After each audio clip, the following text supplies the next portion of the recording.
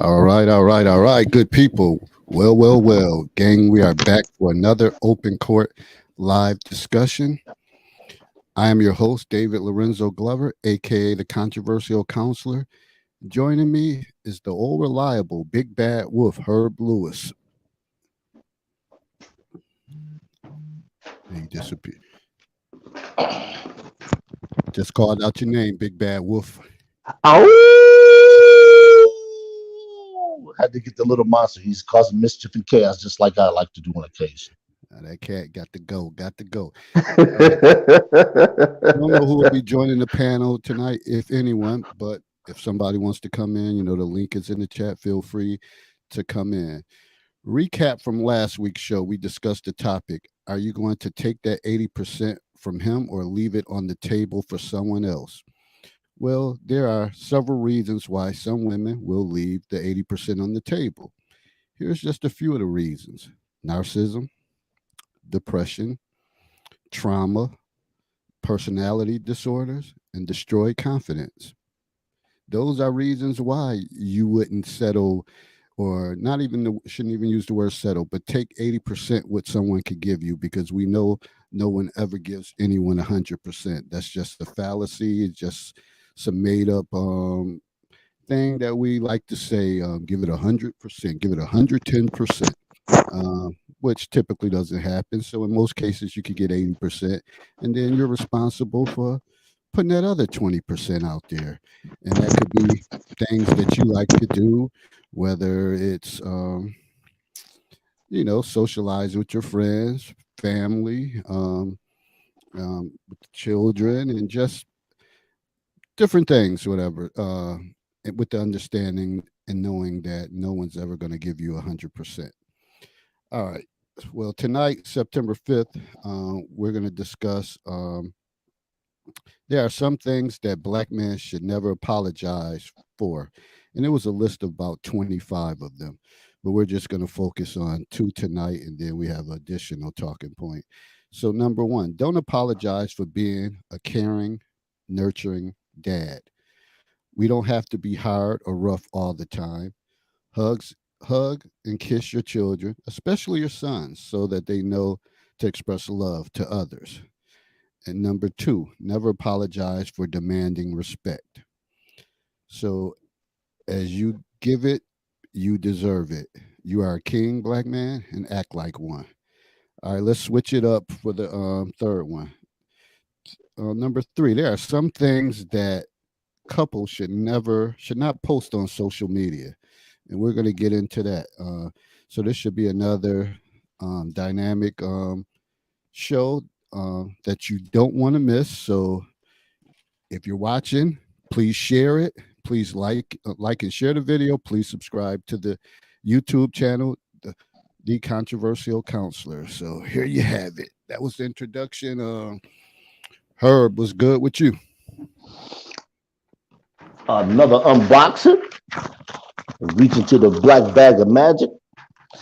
And today we have the fountain pen. That's right, people. I'm going to take up a new hobby. I saw something on TikTok. I thought it was kind of cool. So I'm going to take up calligraphy. And of course, you need your tools. I have the inkwell on its way. So something to keep the mind a little sharper. The reflex is pretty good. And that is all I have for today's unboxing.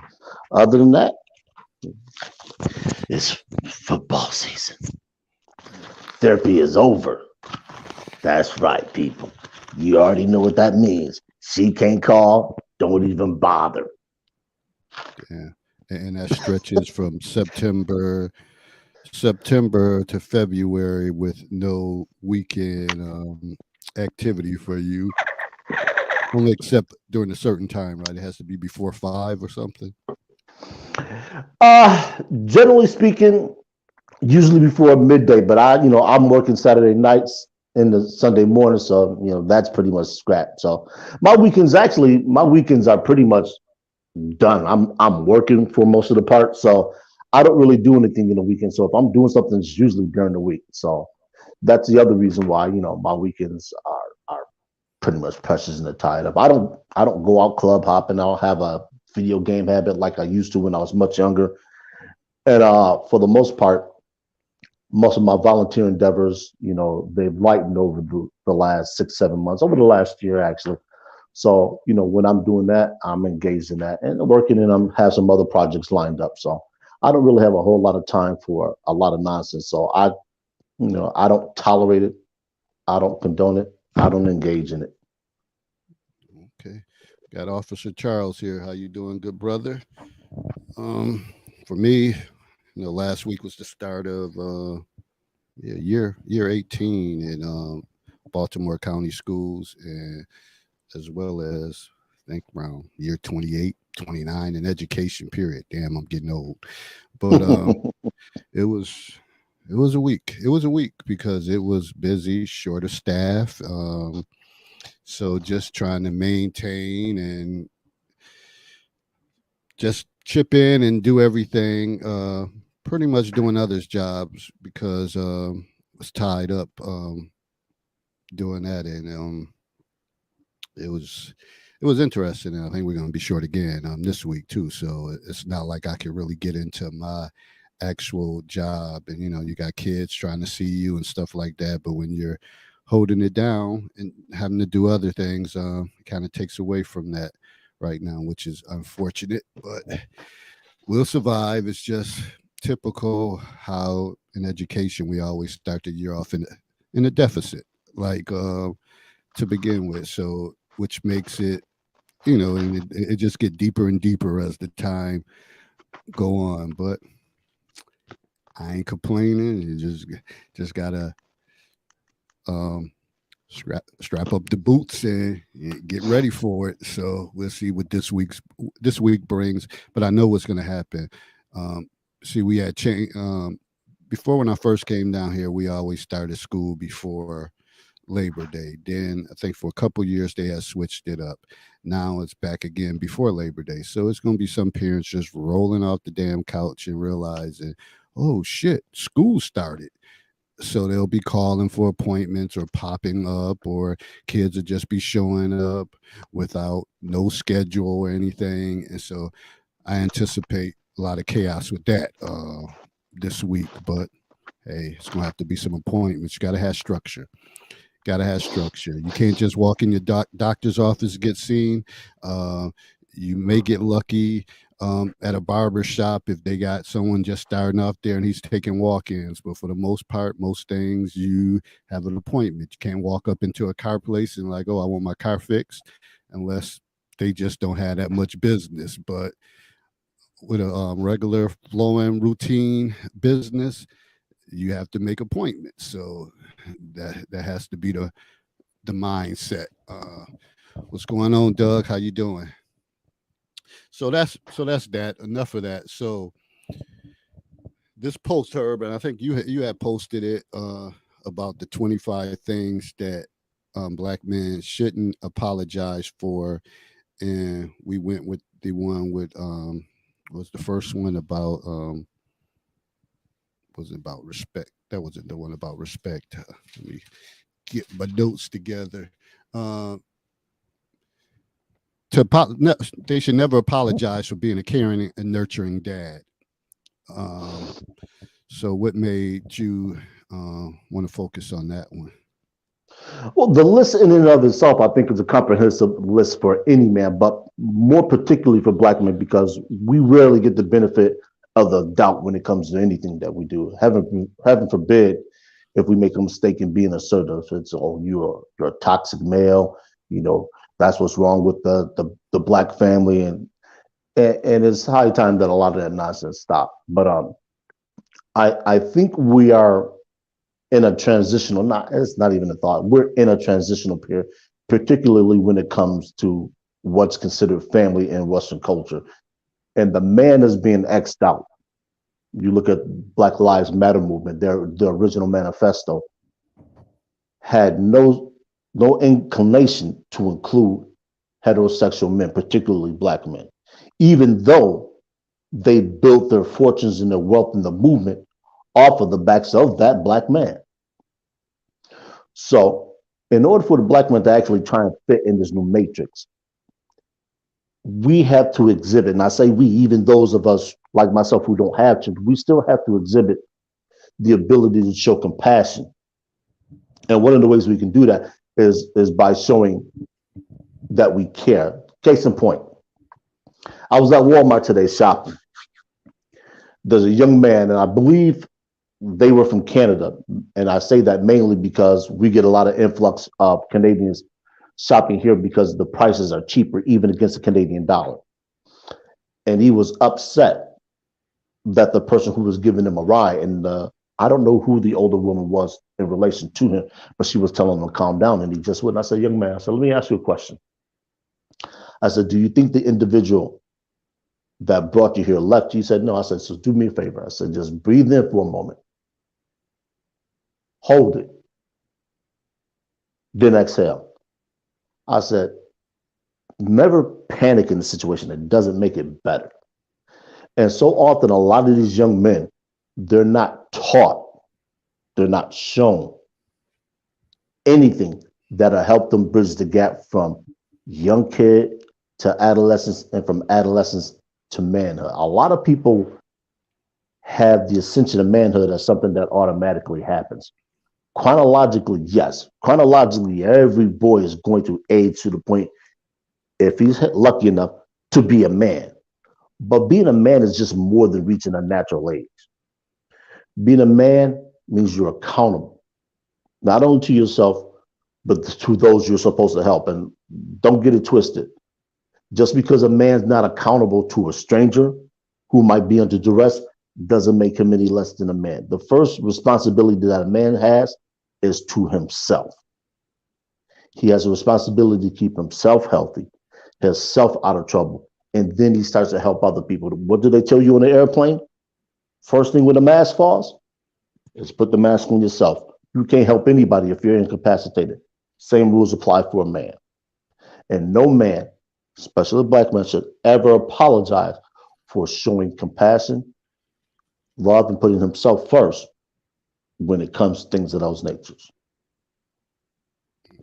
So when you look at that point also about the children and especially when they said the part they said, especially showing compassion to your sons by giving them hugs,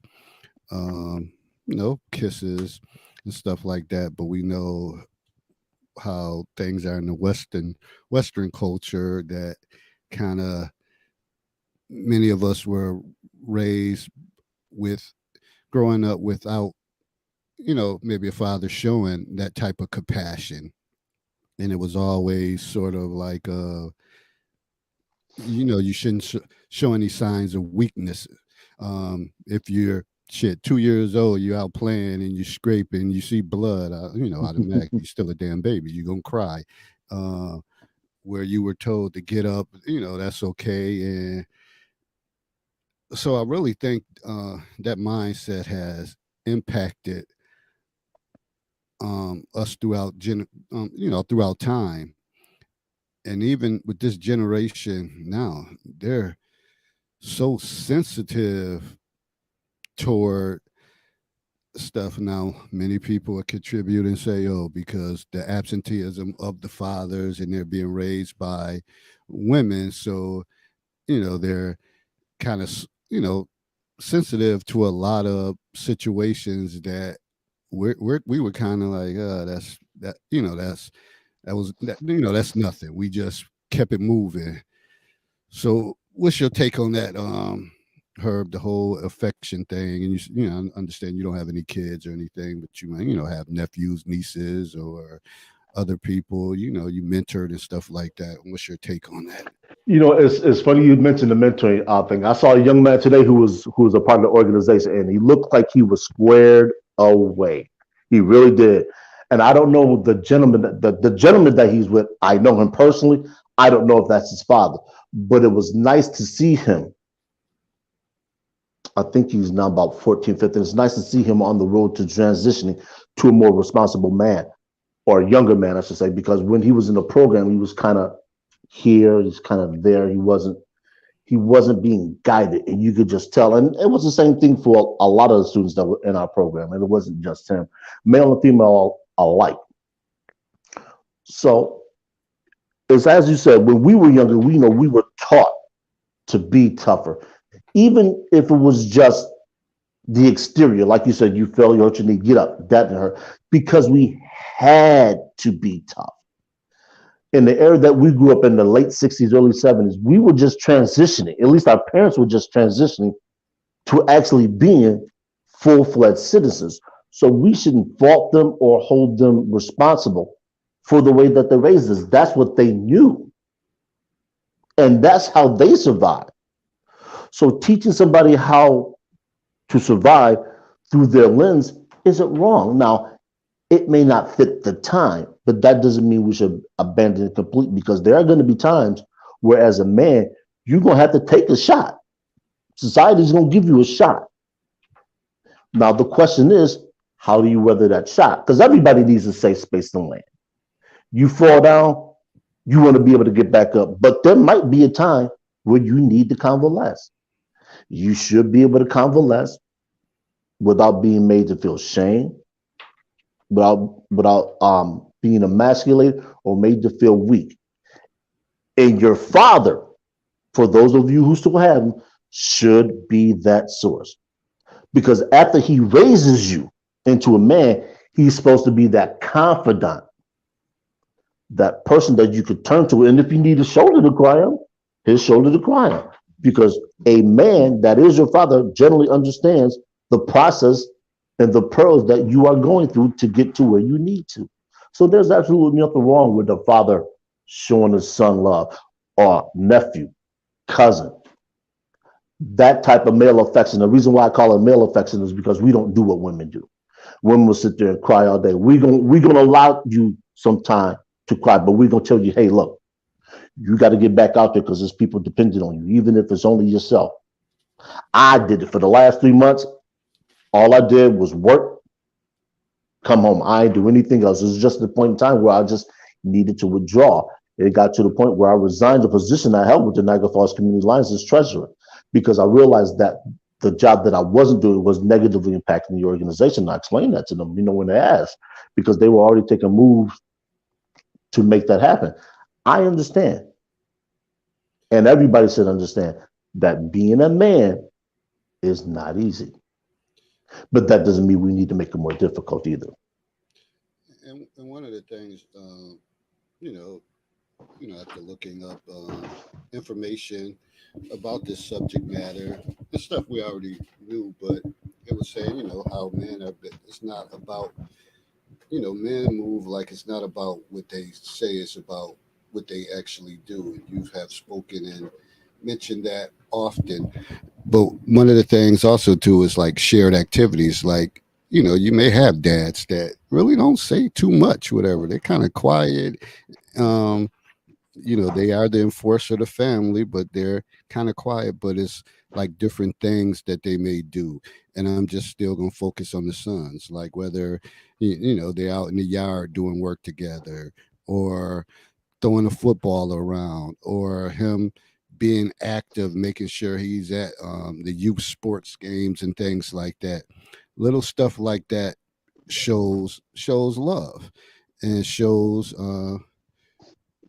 compassion and concern. It's nothing greater than being after a game, win or lose, that you're greeted by your father, and he grabbed you by your head and a little pat and like, good game, boy. I seen you out there. That was a uh, good tackle, or that was a good catch.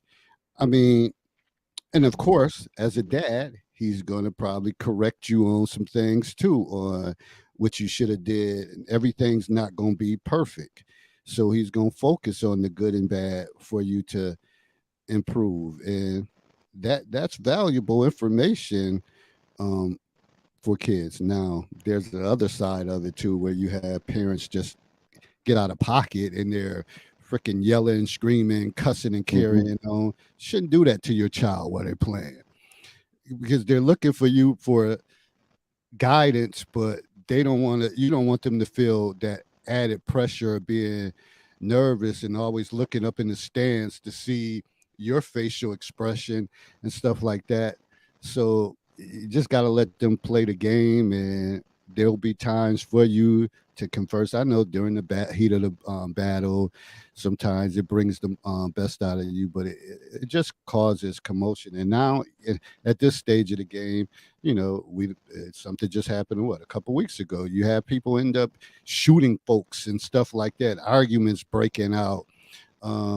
When someone's talking about another kid out there yelling, and then their parents is in that area and they have something to say. So just relax. It's supposed to, everybody wants to win, but it's supposed to be about fun, a community coming together and having good rivalries and kids enjoying themselves.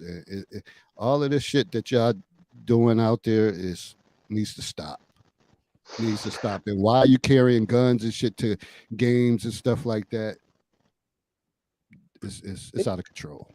And I didn't realize when you asked me that question initially a couple of weeks ago, I didn't realize it was Aqib Talib who actually was involved in that nonsense.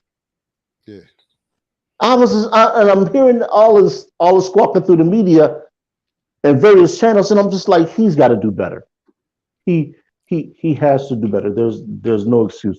And to follow up what you were just saying, there's two things.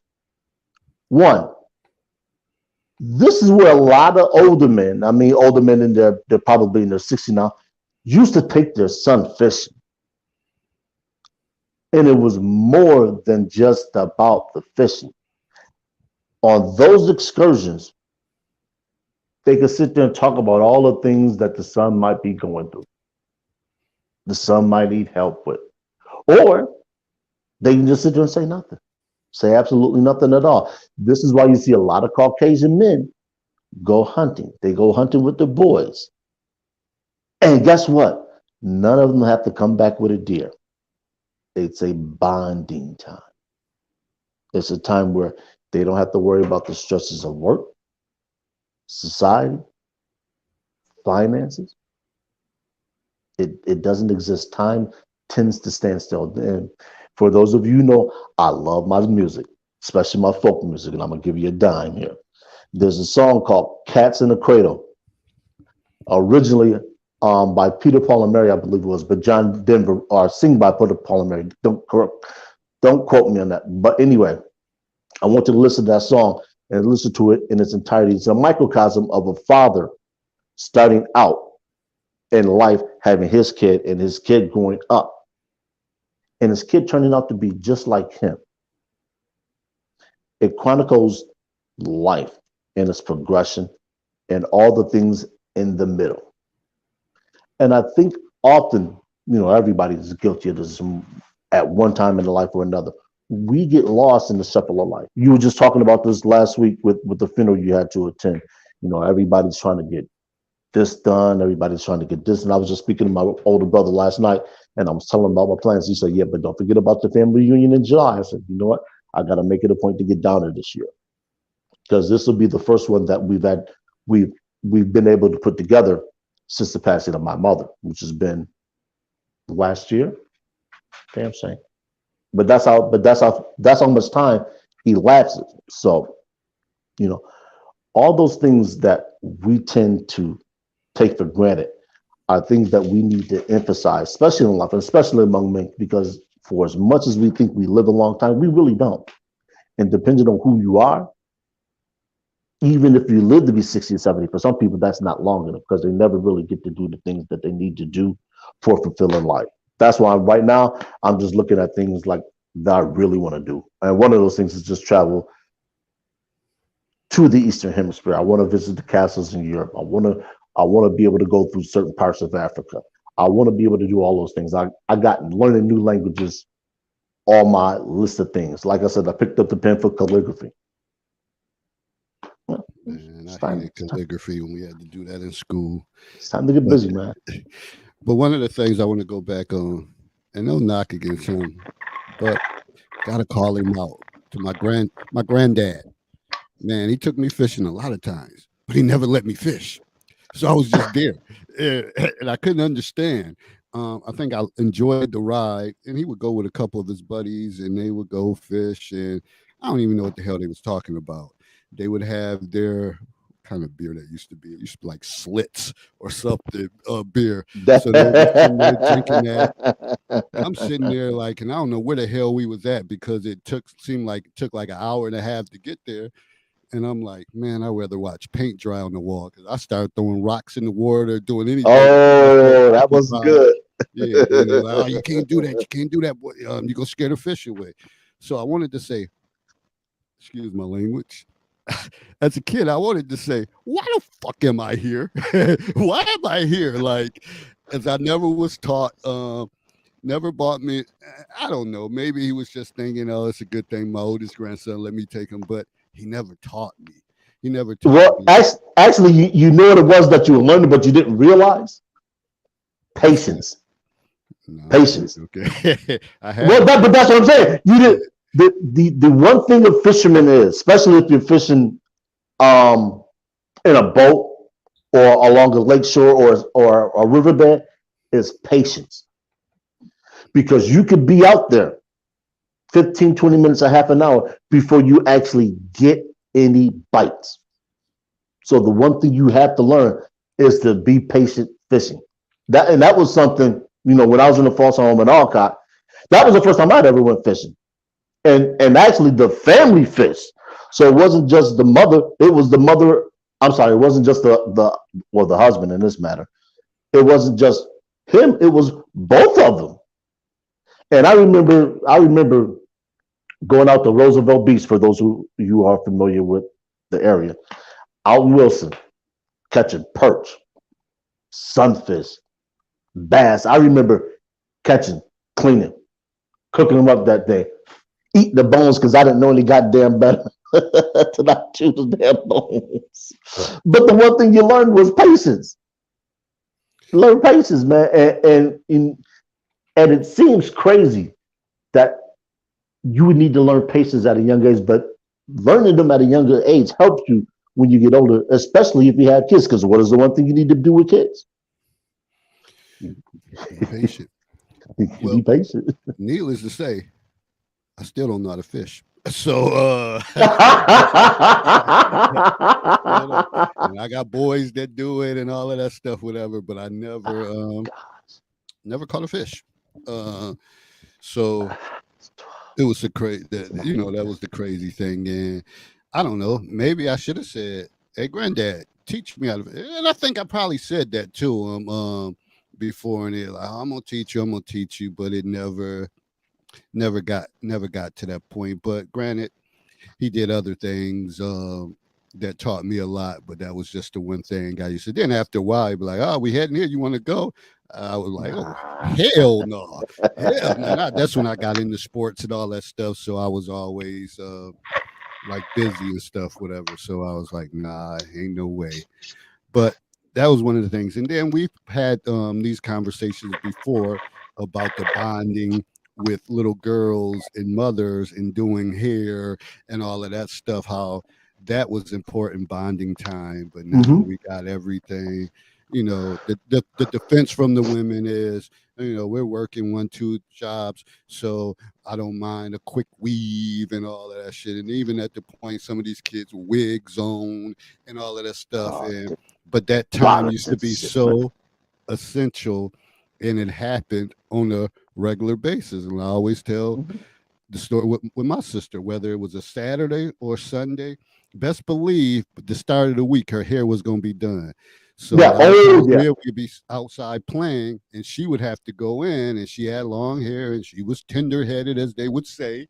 So we used to just come by to like kind of laugh at her, like, damn, you still sitting between her legs getting your hair done, and we got all this commotion going on outside.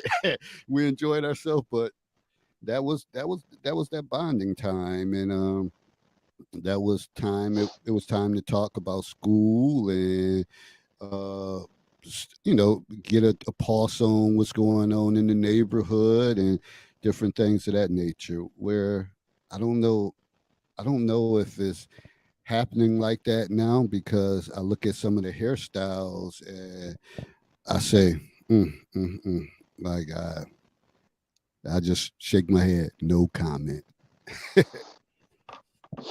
Yeah, man. But as I say, the more time changes, the more things stay the same, and there always are going to be some key components to getting information. And like you said, when that mother and that daughter was there, that was time for them to exchange that information. Now, how well that information is exchanged is always going to depend on two things: the sender and the receiver. It's classic communication. So what is being sent, what is being received. That might be the time for the mother and the daughter to sit there and talk about hygiene, feminine hygiene. What's to be expected when she starts menstruating? Because it seems like now the girls are younger, at least younger than I recall, when they start to hit puberty. And when I start sitting back and just thinking about it, I'm just like, this is just insane. They're not kids longer than longer than what it seems like before they start to actually hit puberty. And maybe I was just oblivious to it when I was a kid. But like I said, similar. That was a time when fathers took their sons fishing, or for some that go hunting, or like you said, when some are playing sports. That's the time to sit there and you exchange that information. What should you expect? What's it going to be like? There's so much that's missed because of the non-traditional situations of families, that if that information isn't gathered somehow, there are some lingering gaps that can prove critical to the maturation of boys and girls. I mean, but we're speaking specifically of boys, and I think it's just critical. We're at a point now where there's there's a generation of kids that are lost. Another story from today. I'm at Walmart picking up some items. Now we're at the self-service checkout. There's three stations on the left, three on the right. Now, me and an older Caucasian couple standing behind me. I'm sitting there looking at the open terminal, and I'm saying, okay, I'm not going to jump, but I'm going to give them about 30 more seconds before I excuse myself, cut around them, and go check out. They finally move, and the lady says, "That's scary. They're in college." And I said, "Yes." I said, "Today's modern education." I hesitate to use the term common sense because everything's not common. It's not till something's learned that it then becomes common. But it's scary that when we look at the Gen X's and the Zillennials, I'm sorry, not the Gen X's, the Zillennials and the Millennials, they're not where we were when we were their age. And I don't know if that's scary. I don't know if that speaks to um, how they're being raised. But I know when we were 17, 18, some of us have been latchkey kids for years. We were able to bring ourselves home, get something to eat, make sure we get our homework done. We were able to walk the streets confidently and competently. And it seems like these kids can't do it. It's scary. It's just scary. All right. How you doing, Anita? Hi, how are Welcome you? back. All right. All right. Thanks. What's going on with you? Nothing, just school. School. Education. Yeah. Hmm. Yeah. The evolution of school. That process. Hmm. How's it going? It's going. Uh, Super busy. all right. All right. So what you taking? Oh, at the end of December, I'll graduate with psychology. Okay. And then next semester, I graduate with chemical dependency. All right. That's definitely need that. For sure. Hmm. In all aspects. Hmm. So I don't know how long you've been listening. As far as we've just been talking about dads and their influence or compassion they need to have with their sons, and of course we talked about mothers and daughters bonding and all that stuff. So what's your take on it? I wasn't listening that far back. Okay. I was Big just discussion. listening when Herb was telling his Walmart story. Oh, okay. Shout out It to was Big funny. It Discussion. was funny, but it was sad too. Yeah, these kids these days they don't know how to like take care of themselves and take the initiative to Hmm. take care of things. I was a latchkey kid since I was in 3rd grade. Yeah. Well, part of it is some of the parents of today, they do everything for kids. They try to have a mindset, I want their lives to be easier than mine, instead of giving them, some components to learn from. And then also in education, it's not the same. It's because everything seems so fast paced, teaching to a test, where before, when we were in school, we didn't move further till the teacher felt confident in the pretty much the class learning information. Like when you think about math and things of that nature, like we had to get that concept down.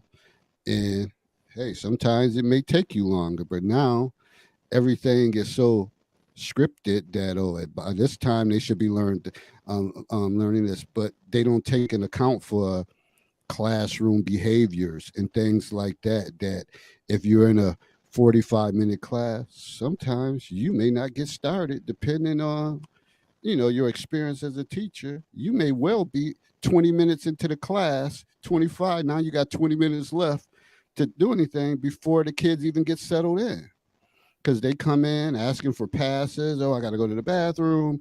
Can I go get a drink of water? Then you got kids in the background slap boxing, and then they're on their cell phones. It's just chaos. Sometimes I walk in there and I'll be like, "What the hell?" And I'm only coming in to grab a kid, or even when I go in to do lessons, how long it takes sometime to get them started. So it's a different time. There's a question that Dr. Dunbar posted in the chat. And I think it's relevant that to this discussion. Yeah, that he asked, for all these things, the hardest question is, why is this happening? Well, I can narrow that down to a one word response: policy. David had mentioned, test grading, teaching to the test. So no longer are kids being taught relevant information or aspects of what. Let's take history, for example, because history is always the easiest one. They're not being taught what actually happened, and we don't necessarily have to get bogged down in Black history and critical race theory and things of that nature. Just simply put, they're not being taught actual things.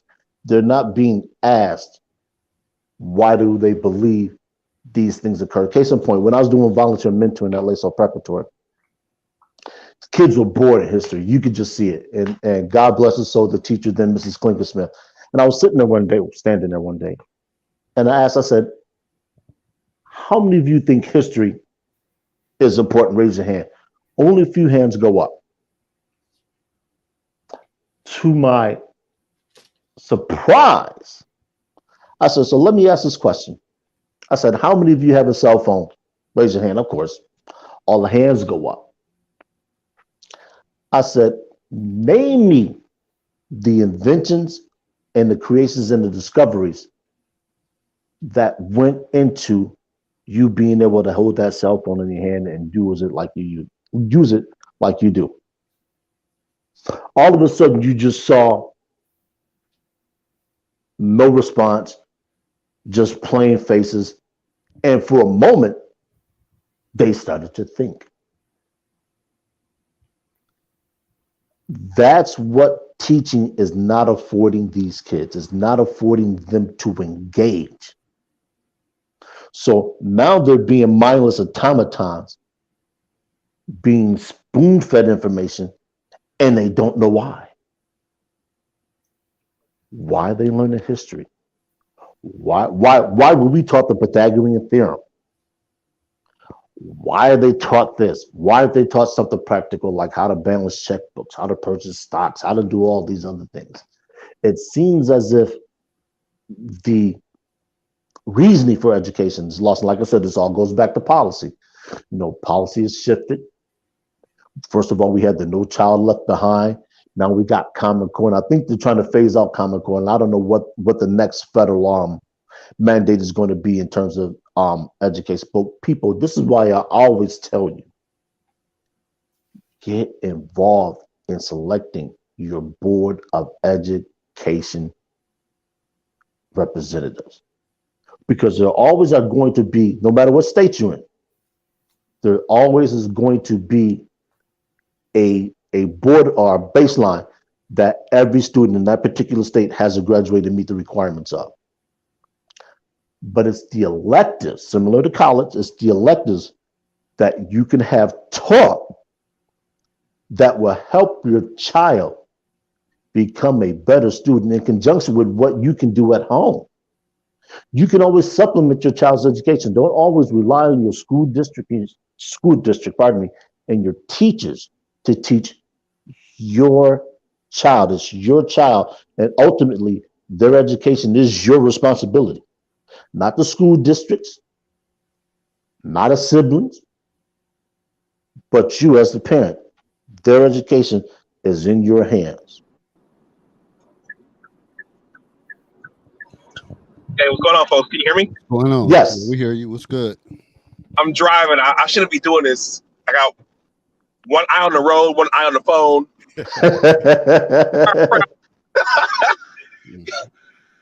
Because I was on the counselor's corner. Hey, Anita, how you doing? Hi, how are you? Good. Herb, I want to piggyback off something you just said. I just interviewed two economists. Well, no. One's an economist, and the other one is a political scientist. Anthony David and James Harrigan. They had the Words and Numbers podcast. Coercion. One of the questions I asked them was one of the things we talked about was the principle of and this is going to trigger some people, whether Americans should take a basic test for voting. Okay, because my opinion that there are a lot of people who are voting and don't know what they're voting about. They're just voting out their feelings and their emotions. And one of the things these two gentlemen did out was that immigrants who come to this country are more well versed on how our country works than the actual citizen, which is very, very scary. It's very, very scary. That means, number one, well, I mean, people who are not from here know more about this country than a good segment of the population. I can't give you an exact percentage, but it's also saying that the people here are not being taught the basics of how the country works. The branches of government, the number of terms a president is to be in office, whether or not the president can actually be a dictator, whether or not this country is a democracy or a constitutional republic. There's so many people who don't know how all these things work. So, Herb, I just want to piggyback off of what you said. Yeah. This is happening across the board, and it's actually kind of scary. You know what? It's funny you say that. I have a coworker who's from Mauritius. Not to get lost on that. Mauritius is a small island northeast of Guam. If you're looking at a map, you see Madagascar. Draw a line diagonally northeast, and you'll run into the island. I kid you not, to what you're saying about citizenship, I took the citizenship test, looked at it, and I told him, I said, you're preparing for this the wrong way. You don't want to try and memorize the facts. I said, what you want to do is you want to take this and you want to treat it as a story, because that's ultimately what the immigration test is. It is a story of the United States of America. What we are, and we are a constitutional republic. So anybody telling you we're a democracy, don't listen to them. The three branches of the government: judicial, legislative, and the executive. Number of representatives, number of I'm sorry, I forget the other word, it just eludes me right now. All of that stuff. This is why the Schoolhouse Rock series, to me, was so pivotal as a kid because it broke all that stuff down into bite-sized segments. So at that age, you can understand. Now, I wish it was something that they would actually bring back in education. That's just me. I always think music and information in that form makes it easier to maintain. And there's a rise of what's called the auditing community in the United States of America. And for those of you who are unfamiliar with what the auditing community does, is the auditing community goes around and they're recording police on traffic stops, on any engagements they have with the public. And they're enforcing the constitutional rights to which every U.S. citizen has. And a lot of them are winning lawsuits, and a lot of them are bringing light to just what Dr. Dunbar said, that how few of us born U.S. citizens know about the Constitution, the rights, and the protections afforded us. This is why you see Brittany Griner bitching, and I hate to use that term, bitching about how she's not afforded all those protections in another country. See, when we travel abroad with the sense that we're going to be treated as if we're in the U.S., and we don't realize until some people get in trouble that the rights and privileges we take here aren't afforded to everybody here. You can't go to China and talk about the government. You'll come up missing. You can't go a lot of places and do the things you do. So never underestimate the two things: the country you live in and the rights that you have. One of the things, and I've taken to doing this, I think there are certain things that every person should have in their library, for those of you who have a library. One of those to me is a copy of the Declaration of Independence along with the Bill of Rights and the amendments. There's 27 altogether. I think that's something everybody should have and read it every day. Another for me is the Gettysburg Address, because that to me is a defining moment in this country's history, whether you agree with the Civil War or not. You want to talk about the reasons behind the Civil War, I could care less. But I think those two documents are symbolic of what this country was trying to be. Is this country perfect? By no stretch of the imagination. But you have very few places that a lot of people would rather live other than America. And I know we get expats that have moved overseas for different reasons because they like the tax breaks and it's easier to start businesses. But I guarantee you, if shit hits the fan in those countries, they'll get their ass back to the United States of America quickly. Hey Herb, I don't want to hijack the conversation and make it all about politics, but you were talking about school, and there's a breakdown in what kids are being taught. And again, I don't want to make this about politics, but one of the reasons I interviewed those gentlemen to go is because what you know, that impacts the decisions that you make. So in the speech our current president made, I'm going to get off this because I want to say something else and to get off. This is probably legal what I'm doing. He kept saying democracy. So that's actually ingenuous because this is not a democracy; it's a constitutional republic. Right. What I want to say is this: when you and David were talking about fishing and David, your sister getting her hair done, I told my brother a while ago.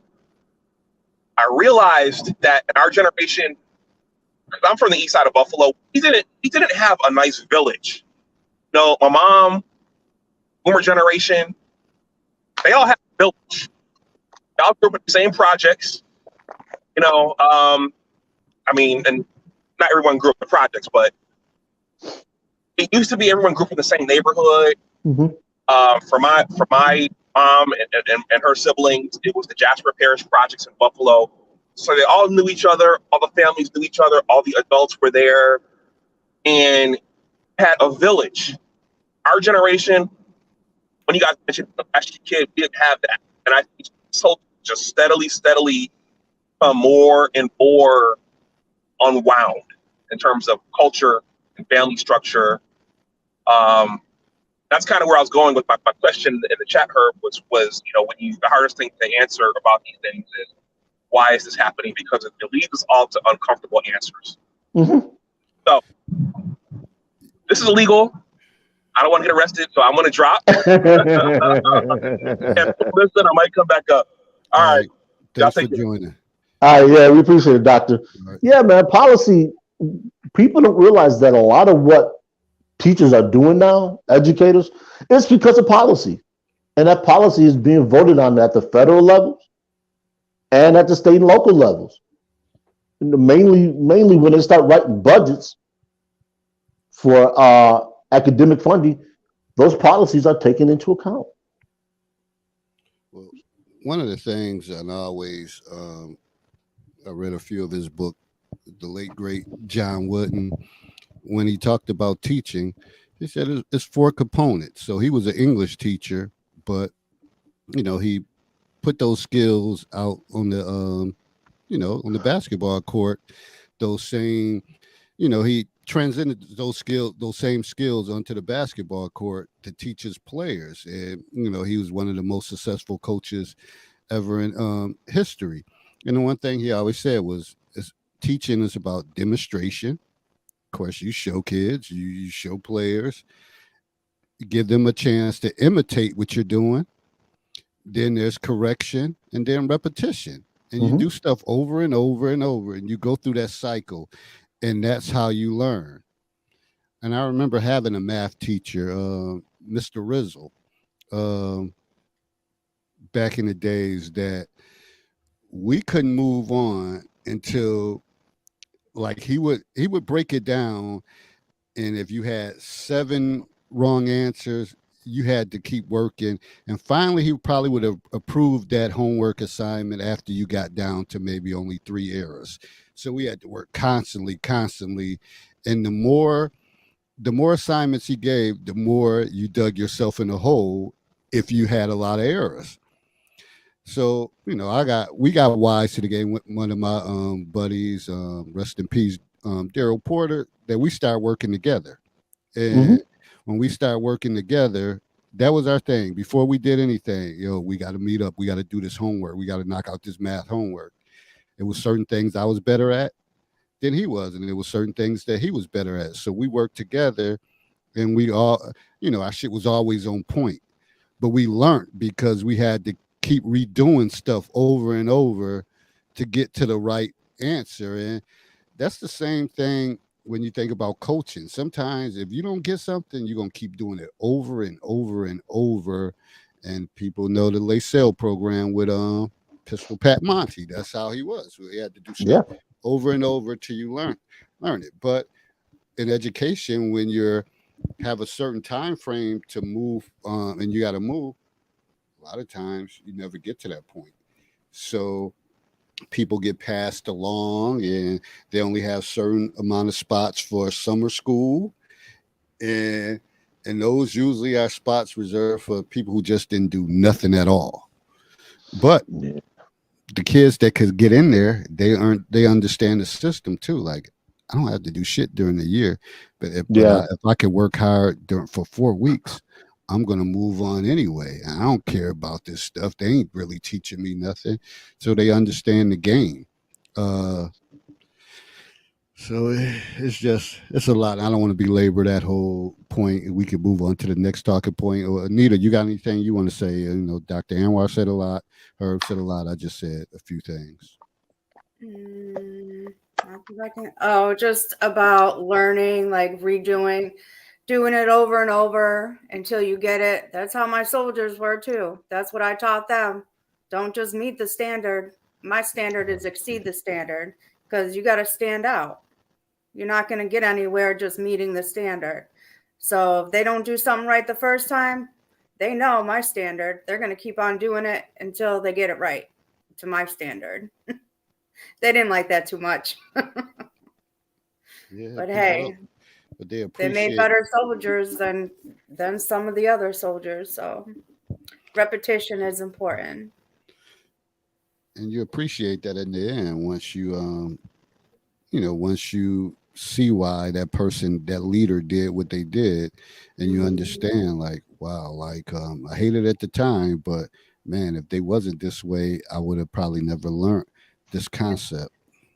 And when they So become sergeant, they know what's going on because I taught them exceed the standard. DIs, boy, they get it started in any branch of the military. Well, I don't know what the Air Force has, so I can't call them DIs basically, but drill instructors for people who don't understand what DI means. so we're gonna move on to the next one, and it deals with, again, apology, things that black men should never apologize for. And the second point was never apologize for demanding respect. As you give it, you deserve it. Um, we are kings, and we need to act like kings. So one of the things, of course, wanted to tie into demanding respect in relationships. Like some guys, and I know some women that we get disrespected too, but we're talking about guys being disrespected. There's a lot of disrespect with guys, and there's people with their own podcast and stuff, women that they're trying to create their own shift where, okay, we don't have to tolerate this and that. We're on the rise, we're making more money, we're more educated. So with that sometimes comes a lack of respect for that man. Now, granted, if you don't deserve respect, then you don't get it.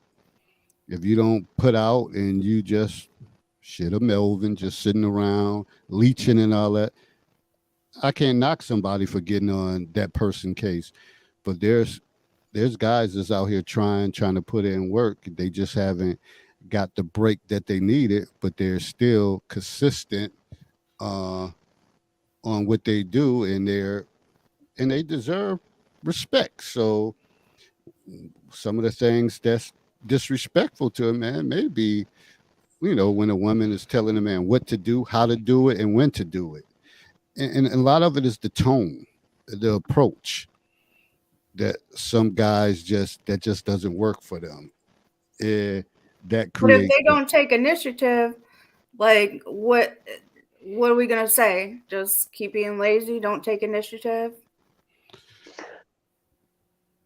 Well, Go ahead. one of the things is, sometimes it's the way that you word stuff, or finding out what makes somebody tick and how to make them move.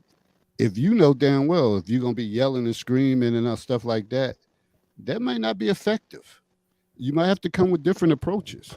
Now, sooner or later, you're gonna might say, oh, "Shit, I'm tired of going through all of this. Whatever, this is useless. I can find me someone that's already gonna do it."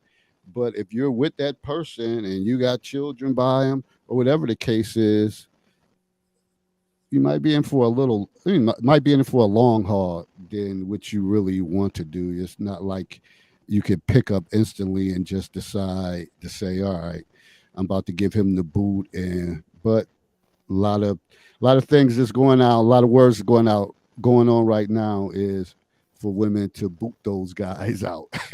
Just let them go. Don't matter if you got kids by them or what. Just let them go to the wayside. And what happens, and this will actually feed from the first thing we were talking about, is you have a lot of men who don't understand. Not only, yes, absolutely, the TikTok therapists that don't understand how you demand respect. And I know that sounds so simple, but really it isn't. One of the ways a man can demand respect is by simply withdrawing from a situation. And what do I mean when I say that? Let's say you have a spouse who's verbally condescending, who's verbally abusive, and doesn't understand how to speak to you, so what they're saying is received well.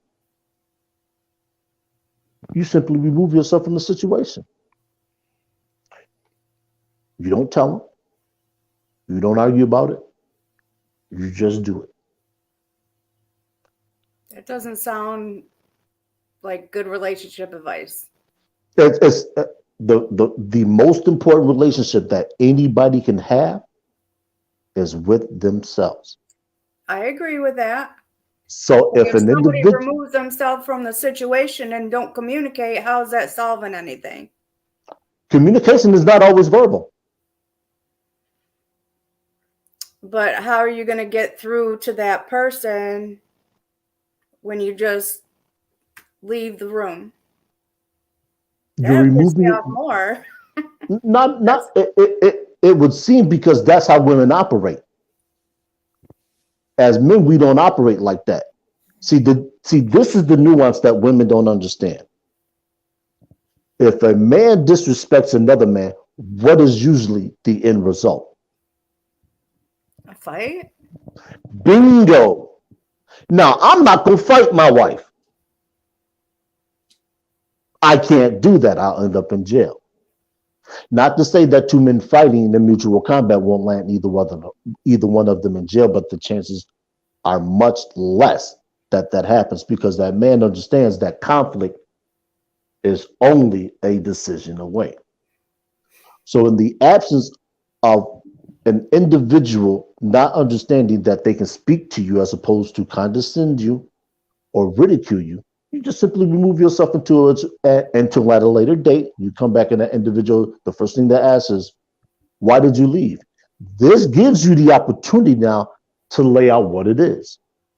That individual has two options: to continue to do what they're doing, which means they don't care, or to change. And it's at that moment that man is demonstrating what he wants and how he's going to get the treatment that he deserves, aka respect. Because if a man doesn't have respect, he has absolutely nothing. And I know people listening to this, they're saying he don't know what he's talking about. He's wrong. That would never fly with my wife, or et cetera, et cetera, et cetera. I tell you what, start laying down the law in a manner that is suitable for you. And I guarantee you, you'll see changes within yourself or with the individual you're dealing with. Guaranteed. Let me just read this from Traveling Black Man 01. He said, motivate your friends and loved ones. Don't put people down. And that's a part of the thing that a lot of men feel a lack of respect, being put down, being shamed. And, that doesn't go a long way. And vice versa. Shaming someone or making them feel like shit is really, it's not productive. It just add more toxicity to the situation. But one of the things also I wanted to touch on, and I've brought this up before, the 738-55 rule, where 7% of it is verbal communication, our communication.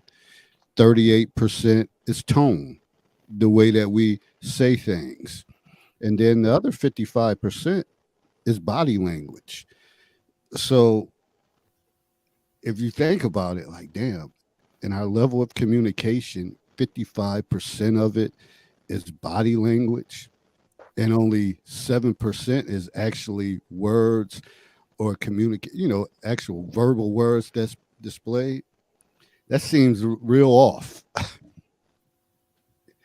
And a lot of it is the body language and also the tone.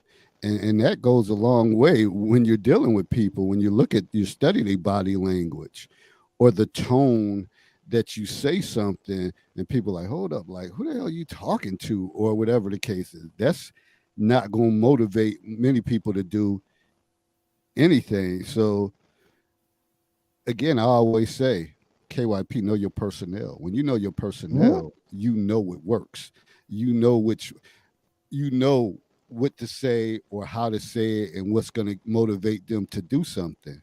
When you don't know that, and then that's the same thing with children or whatever the case is. Everybody is unique and different in their own ways. You have to figure people out. And that's why it's important to get to know individuals so that you can figure things out. Well, in the beginning of a relationship, any relationship, like friends, family, partner, in the beginning, you should be finding out those things like their communication style, their relationship with their parents, their attachment style, their trauma growing up, what motivates them. I mean, so you can understand in the beginning some of these things. I know it's like a brief overview and it's got to be identified. Well, from my perspective, it's easier in the beginning to identify those things for later on when it is actually happening. And I'm like, okay, well, if I say it like this, it's not going to be effective because his mom yelled at him or whatever. But if I say it a different way, it'll be more effective because of his communication style. He'll receive it better. Does that make sense? Makes No, sense. to me it does. Yeah. Makes sense. Let me read Right. this comment from Traveling Black Man. He said, understanding conflict resolution and interpersonal skills. Mm-hmm. Everyone should take courses on speaking, conflict resolution, and verbal judo. That's another thing that should be talked about in the beginning. How do you, as a person, effectively resolve a conflict? Like, what works for you? What doesn't work for me is if you yell at me and call me cunt and bitch, Oh, dumbass bitch, that ain't gonna work for me. I don't think that works for any woman or any man or whatever. But conflict resolution, people might have two different styles. So you have to come together and understand each other and come to a happy medium about how to resolve conflicts in a non-combative way. Well, also with that, I think no relationship probably will hit its greatest point until you have conflict in the relationship. Uh, and sometimes that's the deciding factor that you've been through something, you've been through a rough patch, and you're able to work through it. Uh, if you're the type that like every time it's conflict and you decide the hell with this, I'm out of here, then how do you ever know if something's ever going to gel together, because you're going to have conflict. For people who sit there and say, oh, everything is perfect, or from day one we never did this, that's cap. That's cap. You're going to have some arguments, you're going to have some conflicts, you from two different circumstances, probably two different set of parenting styles. You may grew up this way, grow up when you start talking about childhood and stuff like that. But then again, a lot of people say, I don't want to know about no one's past. Let their past be the past. And I think that's the big mistake, because when you realize some of the things that happen in the person's past, you may become more compassionate about how you handle certain situations. So you may fall back and say, man, we did talk about that. Okay, let me come with this approach. Now, some people say, I ain't got time for all this shit. They need to be on this or that. And That don't work. Yeah. And that's what we have. You have chaos. Mm-hmm. it's to what you guys were saying earlier about the yelling. And I'm sure, David, being a Steelers fan, you'll probably remember this.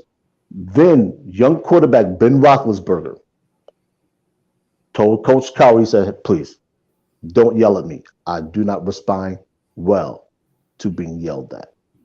Mm. To what Anita is saying, we do, in any relationship you're in, doesn't matter if it's professional, business, casual, whatever, make it a point to understand how to speak neutrally to someone. And I know that sounds stupid. What is neutral? You tell somebody to do something and they do it incorrectly, or they don't do it to how you want it done. Do you say you didn't do this correctly? Or do you take the onus on yourself and say, you know what? I don't think I explained this to you the way that I wanted it done. So let me show you how I want it done. That's neutral communication, because now you're not blaming them, but you're letting them know that what was done isn't up to your level of expectation. So in the process, you've allowed them to error, and you're going to fix the error. You're not only are you going to fix the error, you're going to show them. So now that the next time you tell them, hopefully they get it done correctly. I find myself doing this often, you know, with guests I'm serving. And you know what? I'm sorry. I don't think I informed you the right way. So let me show you. And if I have to walk some people over, which I've had to do in certain situations, granted it's irritating as hell, I'll do that. If I have to, because I'm in a profession where a lot of people's first language isn't English. So we have computers that I access, and I'll go get a language translator, and I'll sit there 5 or 10 minutes just to make sure that that individual gets what they need. Sometimes you have to take that step towards somebody so they can understand, and maybe their limited capacity, or in a way that they can understand what it is that you need, or that they need, or what's needed to make the situation palatable.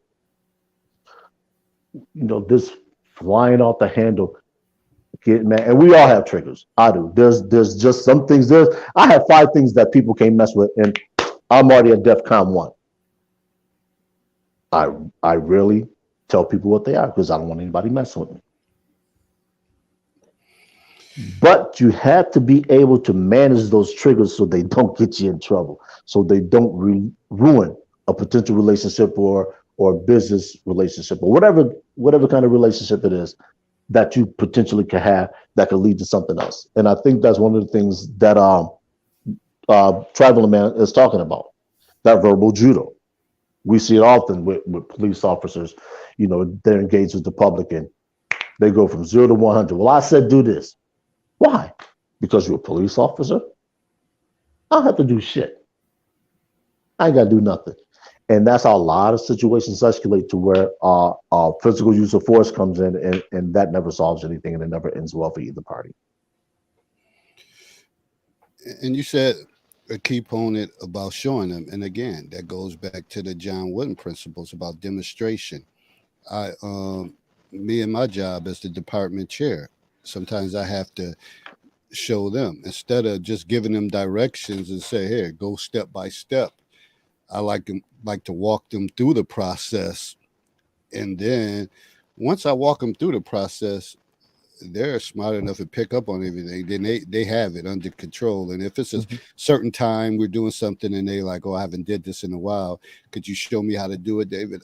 I have to take that time to show them, like, no matter what, because once I show them and they're on board, our machine, we run, everything is running fine. And if I'm not around, they're able to pick up and do things, and it's a well-running machine. But sometimes you have to take that time to just do it, and it don't take that long. They're competent, and they get it, and that's the same way sometimes in relationships. You may be used to doing certain things a certain way, but you got to tell them how you like it done. And you have to just work through that. Now, if you have somebody, I ain't doing it like that, I ain't doing it like that, ain't the way I want to do it, then you already know what you're dealing with, kind of, in situations like that, when somebody already talking about what they ain't gonna do or what they refuse to do. If that's the case and you hear that type of language, you already know what you're getting yourself into. Yeah, no matter how good they look or whatever the case is, and how bad you want them, if you decide to stick it out and go further on, then that's on you. That's on you. Yeah, there's sometimes when you have to, pardon no use of the boxing term, but you have to learn when to throw in the towel. Some people you're just not going to be able to reach no matter what you do. And it's at that point that you say, you know what? Let me cut ties with this and let me just walk on away.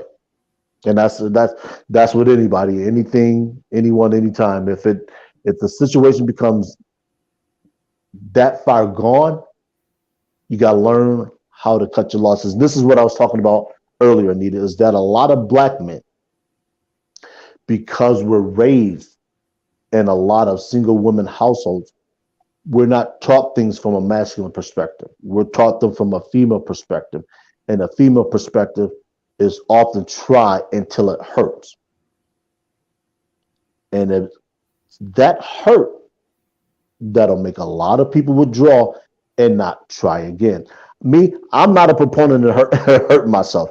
I don't believe in that. That's crazy. If I see something is not conducive to what I like and it's early on, yeah, I'm out. I'm gone. I'm not waiting around. I might not even tell you. I'll let you figure it out on your own. And I'm gone. Next time you see me, why'd you leave? It wasn't working. What do you mean it wasn't working? I answered your question. I told you it wasn't working. And you asked me the same question again, as opposed to asking me, well, why didn't it work? You're still stuck on it didn't work. You're stuck on the fact that I left or he left or she left, and you didn't ask the pertinent question. What happened? Very few people ask that question until it's too late. DOWAF said we shouldn't apologize for anything. Your wife. I'm in agreement, man. Unless you do something.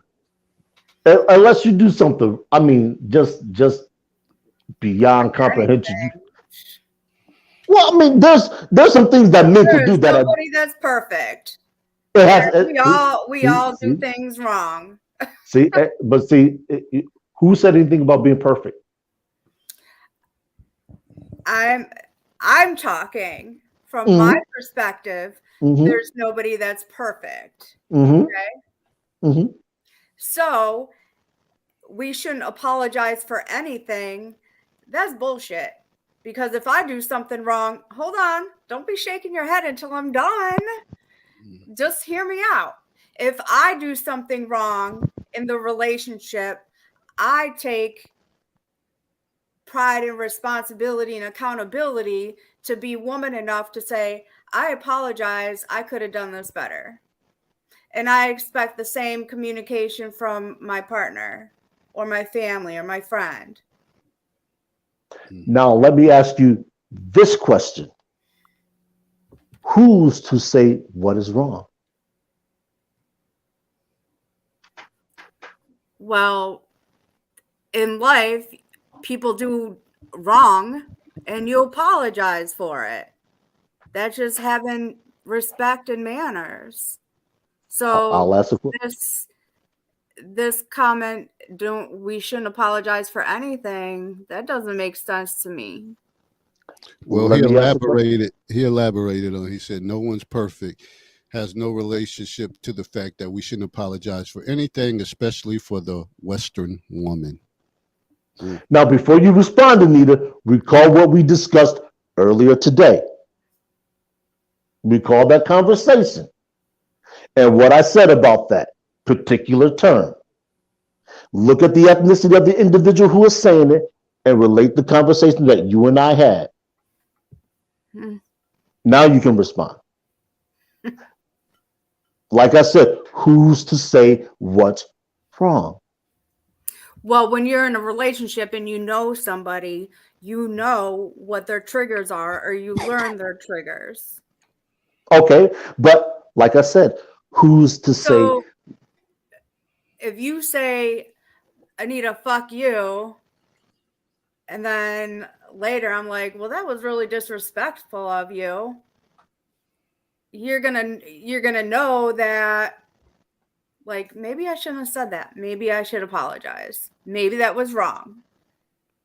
And maybe it needed to be said. What? And maybe it needed to be said. No, I don't think so. And it goes back to the question, who's to say what's wrong? Because as opposed to walking out That guy chose a different route. And that was to say, fuck you. Now, do you understand how walking out becomes more effective? No. Okay. For me personally, it's not effective. In Hey, my hold on. relationships, Correct. it's not effective. Because Correct. somebody has to learn my triggers and how to communicate with me, just like I have to learn their triggers and how to communicate with them. Communication is important. So, I do, as David pointed out, communication isn't always verbal. That's women's domain. And this is why you guys want everything verbalized. Whereas men, because we are understand it better. no, not necessarily. Not necessarily, I guess, in some situations, not necessarily. Mm-hmm. You'll understand an individual walking away from you more so than an individual telling you that they're pissed off. Why? Because they've removed themselves from your presence to the point where you have to contemplate some things. Anybody walking away is. Go ahead, David. And one of the things to add to that, when you know your personnel, sometimes that body language, you can look somebody in the face and know this ain't the time. He got that Right. look. His nostrils is flaring, or he's tapping his leg, or whatever the case is. Something. He's triggered or something. So maybe this shouldn't be the time to say this or pursue it. It's a lot to it. And people just think again that it's going to be something that's said. And remember, the 73855 rule, only 7% of it is what's actually said in communication. And you want me to tell you how that plays out, Anita? Just imagine if you walk in on your significant other and you have something that you want to discuss. You say, such and such, can we have a discussion for a few minutes? And they just turn up the TV louder. What is that individual telling you? They didn't say anything, but what are they telling you? That this ain't the time. They don't want to be bothered. So this is what we try and get across. To me, that's bad manners. To me, I was raised that's rude. You just tell somebody like, I ain't in the mood for this right now. We got to reconnect later on about it. I am not disagreeing. I'm not taking a side here. What I'm simply doing is painting another picture. See, the thing that we have to learn is this. Not everyone was reared the same way that we were. We could be next door neighbors and have vastly different views of everything. I may open my door every day and say, hey, neighbor, how you doing? You might look at me and just say nothing and walk in. That may be how you were raised. You don't have to greet your neighbors.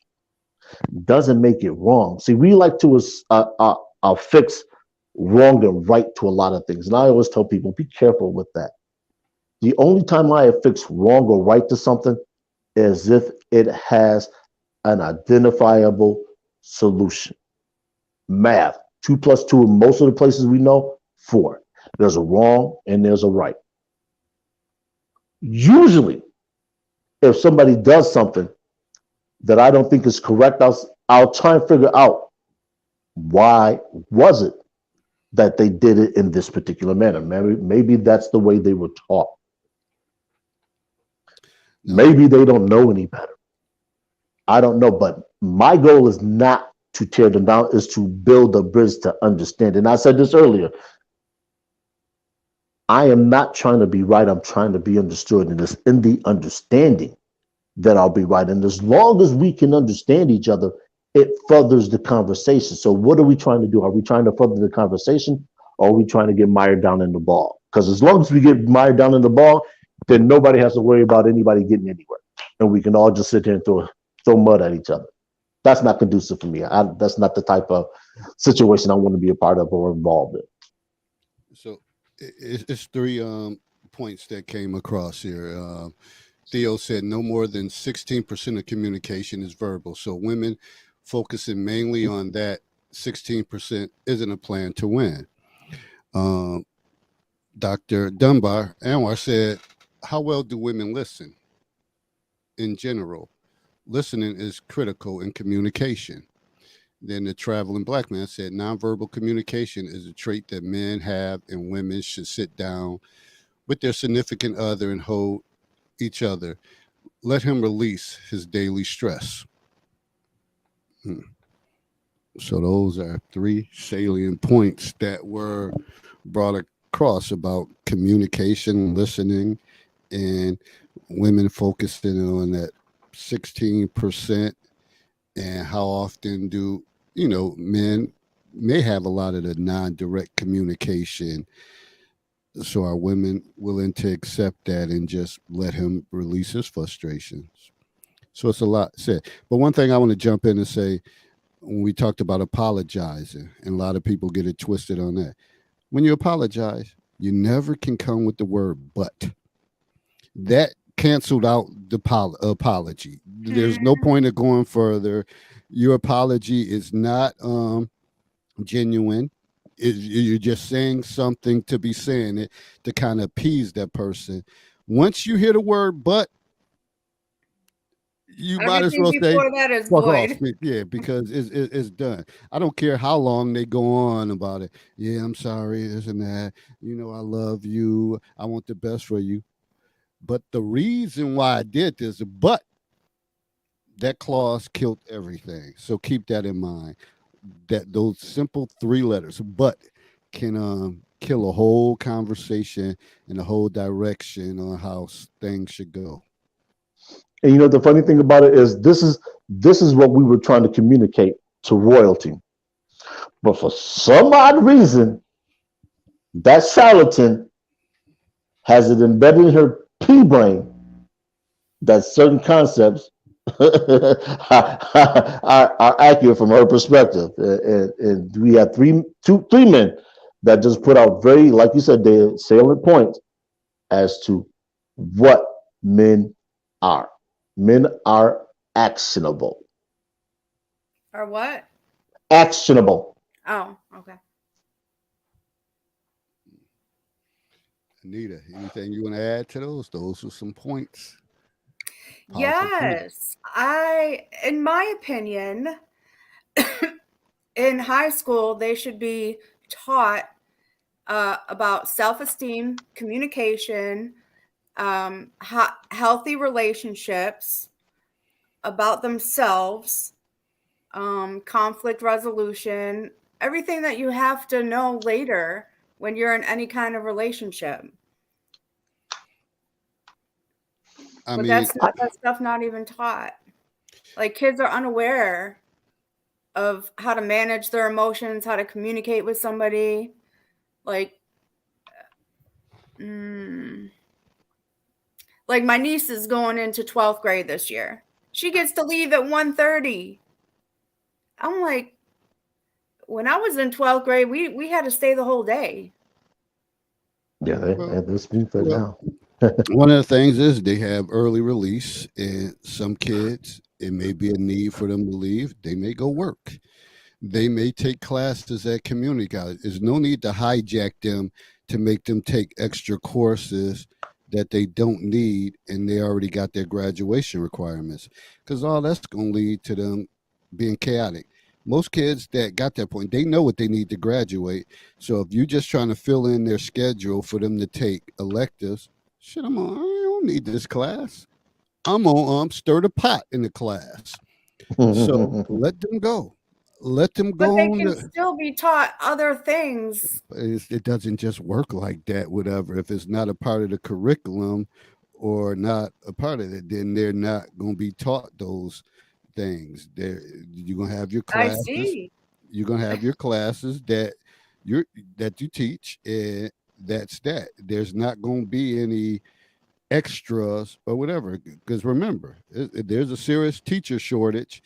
So that you barely got the teachers to teach the regular course subjects. Yeah. So all that extra stuff is done. And part of the reason people don't want to get in the profession, because they don't feel that they get paid enough, in the disrespect that they feel that happens. So they say, I don't want no parts of that. where some people grew up and that's what their family was. Everybody was teachers, administrators, but people ain't signing up for that anymore. So you gotta make it, because I don't care. People may disagree with it. Bar none, teachers should be in the top three, 1 to 5 highest paid occupations there is. Bar none. I don't care what nobody say.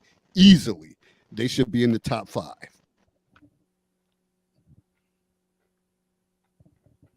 Get no pushback from me. Easily Get no starting pushback off from at me. about 70,000 from day one. I agree, because it's not easy to deal with other people's kids and upbringing and their trauma and their attention span. Well, it's not. Teacher. It's not even that. If you look at, let's start with the evolution of education in America as we know it. You used to start out, oddly enough, in a schoolhouse where a teacher would teach grades 1 through 6.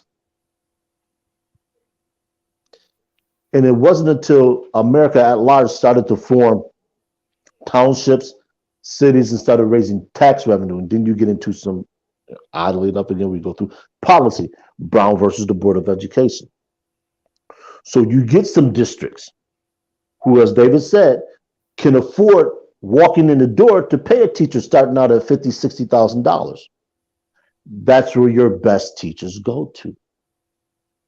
Now, it's not as if those students in those districts are struggling to be educated, because if they go home, chances are one of those parents has at least a bachelor's degree, which means the education that they're going to get in primary school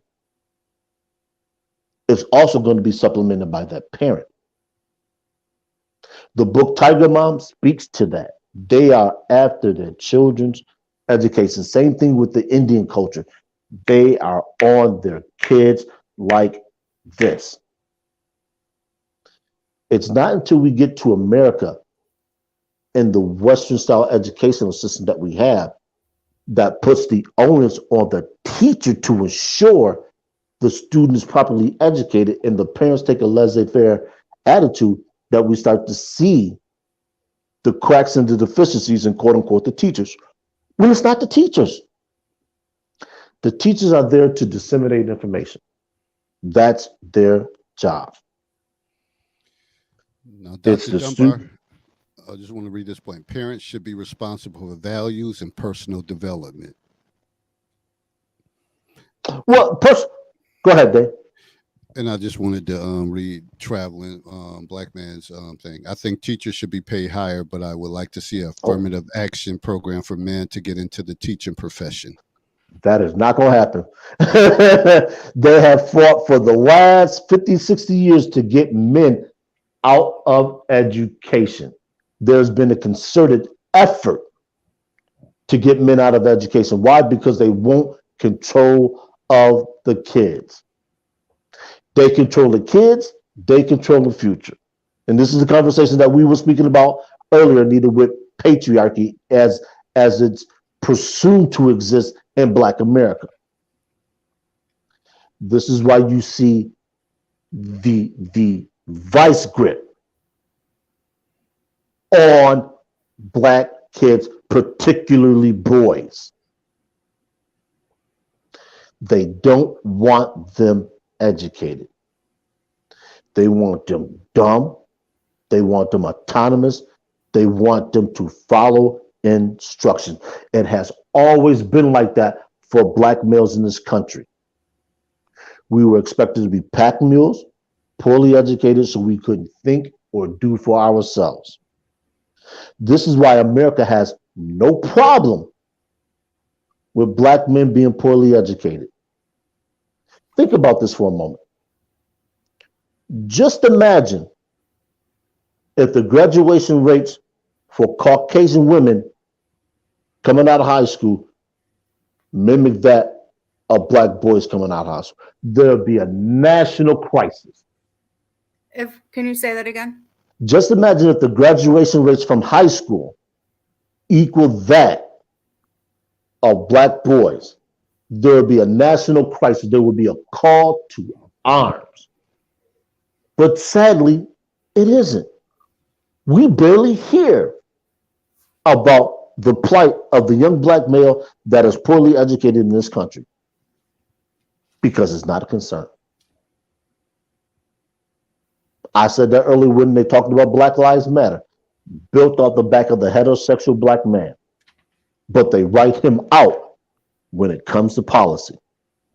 They don't want him included in the lineage of his children except to create them. They don't want him teaching them. They don't want him around them. Bless her heart, Crimson Tide. I'm sorry, Crimson Cure.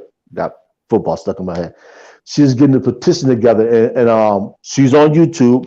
And people that are trying to support that movement to have criminal charges brought against the institution or the organization, Black Lives Matter. She has an online petition. I encourage you to go sign it.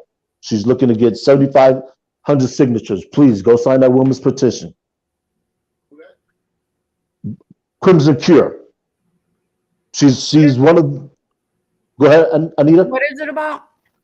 The petition is to look into the financial irresponsibility of Black Lives Matter, the organization, and how they use the money. All that money that was given to them, I think it's something like $90 million. None of that money went to programming that it should have went to. So you saying that was pretty much a little gimmick, a hustle? Man, the one of the biggest shams that has been pulled on corporate America and those who have given in some time, at least in my recent memory. Just imagine black men getting together and having an organization, and it gets funded to the tune of almost $100 million. That shit would never happen. We already saw what happened when Robert Smith paid off the debt for the graduating class at Morehouse. There was almost a revolt. Led by who? Black women. Wow. I put this out there for people who don't know it. There's been a concerted and consistent attack on black men in this country. This is one of the reasons why Theo Waff said that black men should not apologize for anything, because far too long we have been on the bottom rung of society. We continue to be trampled upon. You look at everything that this country has put forth in an initiative to help black men, and has been undercut. Still today? Yes. Let me ask you this question. Who benefits most from affirmative action? Caucasian women. How is a program that was designed for black men benefit Caucasian women? I don't know. Interesting. Like I said, policy. Go ahead, officer of the goddamn law. Good, brother. Also the goddamn law. Remember, also the goddamn law trademark. I'm just going to say this. Because when it comes to the plight of black men don't have a goddamn thing they should apologize for or anything about. If it wasn't for black men, you wouldn't even have this fucking country to begin with. If it wasn't for black men, you'd still be split in two. If it wasn't for black men, 85% of your inventions wouldn't even be invented. And when it comes to actually giving black men a fair shake, actually being quote unquote egalitarian, think about this. And just to piggyback off of her, when your own women conspired, and that's what the hell it is, conspired to take away the rights, not that you begged for, but what you fought, bled, and died for, and no one seems to blink a goddamn eye. Everybody's okay with sending black men to prison, but not to college. Mm-hmm. Everybody's okay with sending black men out there on the street, but not to the military or the police or the fire department. Everybody's okay with black men doing stuff as long as they can benefit and not do it for himself. See, let's talk about the 80s, right?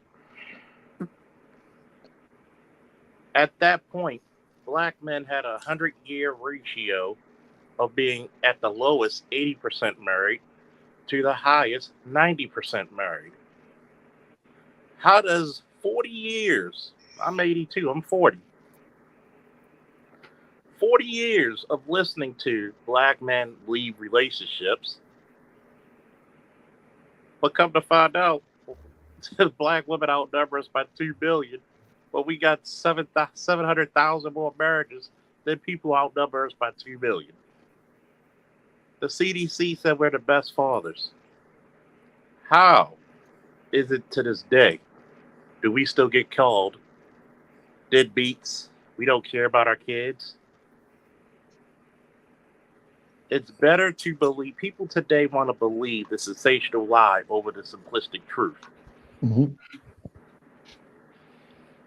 And once you fight against that sensational lie, that's when all the stuff comes out.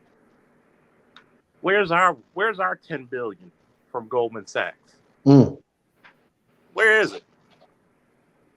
Where's our goddamn thing? It's funny, right? Shout out to BGS.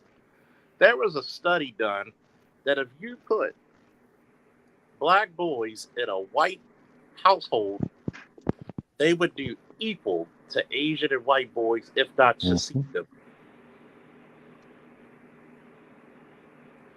I'm going to tell you how you judge women. You don't judge women by their education. You don't judge women by their cars, their houses, by their careers. You judge women by the fruit they cultivate. Yep. By the what? The fruit that they cultivate. And last time I checked, they're the only people in the world that highly, and I do mean highly, grow rotten fruit. If you really wanted change, they would do something that's contrary to the insanity, right? Why don't you give at least your boys to their fathers? Sound familiar? Sound familiar? Well. Now, we had a man that wasn't on the platform when I was saying that about 2 years ago. And I caught all kinds of holy hell for saying that. Well, if the father doesn't want nothing to do with the boys. So why would you sleep with a man, almost go through a year of gestation, have the baby, and have a baby by a man who wasn't father material in the first place? Mm-hmm. Does that make you? Think about it. We'll be the cover guy. Think about this. I want you to really, really think about this. When did black men benefit from Black Lives Matter? I'll wait on that one. I don't know. I never got caught up in that. They never have. It was an organization that was put together by homosexual women to benefit. This is why we're saying it's a program that has benefited off of the backs of heterosexual men, and they have not given a red cent to a heterosexual male cause. Let's go even deeper. They're black lesbian Marxists, which is very, if you look at the history of it, it's very hysterical. But I digress on that part. And where did this lady, when she took it, let's just call it embezzled the money? Where did she buy her houses? Did she buy them in the black neighborhoods? Oh no. She bought them in neighborhoods there was only 2% black people. So Black Lives Matter, but I'm just not going to live by their black asses. Everything in the black community is a cruel joke and a contradiction. If you want to see better black men, then you need to raise better black men. See, black people in America are the only group of people that does this. We pray for leaders while everybody else are grooming them. Mm-hmm. It's true. Pray for leaders. You think about it. We have not had anybody that, at least a black male, that we've looked at as a leader that's been homegrown. And I know people will say President Obama. President Obama was not selected by us. Black people did not appoint President Obama to anything. He was elected by Caucasian people. Simply put, we do not control enough of the electorate to put anybody in office nationally. Think about this. You think they're going to put a black guy from Baltimore up in the White House? Let my black ass be in the White House. Oh my God, they're shooting at the president. Oh my God, the president's returning fire. It's funny you mentioned that, and I'm going to segue a little bit to the legislation that has been passed in New York State. People, especially brothers, get your pistol permit. Get it. Go to the range. Become proficient in how to use that firearm. You know, I want to say this real quick. I know y'all both from New York, right? Mm-hmm. How did that fucking Marxist chick get elected governor? She didn't. Cuomo was thrown out of office, so she, being the lieutenant governor, ascended to the position. I don't like Hochul either, but she's what we stuck with until November, which she's probably going to get elected because the state's heavily Democratic and they don't see past their own noses. I'm just looking at this. When it comes time to vote that silly bitch out, because she's really talking about undermining the goddamn United States Constitution. Yep. And it's funny. And I know you all are from the Buffalo area, correct? Yes. There is no fucking reason at the scene. And I have friends in law enforcement all over this country. And actually seeing the video of what happened. Y'all better get your carry permits and get a lockbox for a fucking rifle in the trunk. Oh, I submitted mine last year. I'm just waiting on mine to come through. Oh, do believe. There is no fucking reason. Even though a firearm may not save my life, give me a goddamn fighting chance. And once again, for all you black men and black women who are anti-gun, why? Last time I checked, even a lion won't challenge a wildebeest if he thinks he can't take it, because he knows there's a chance he'll die. So the only way you're gonna make criminals honest is to let people carry. Yeah, you can go rob grandma on the subway when she wake your ass up with a 38. You'll learn. Yeah. Yeah. There's a lot going on in this world. Yeah, man. I mean, I'm sorry. Gun control only is when you were controlling a gun. I'm sorry. I've seen enough. Well, she's from the military, so she's not gonna stand against that. I believe My shot group is tight.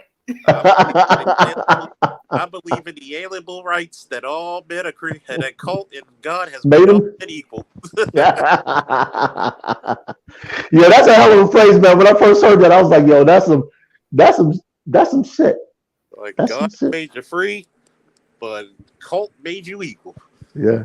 Like last time I checked, I've seen it. Like, people don't like to talk about, well, there's more shooting. Y'all silly ass governor.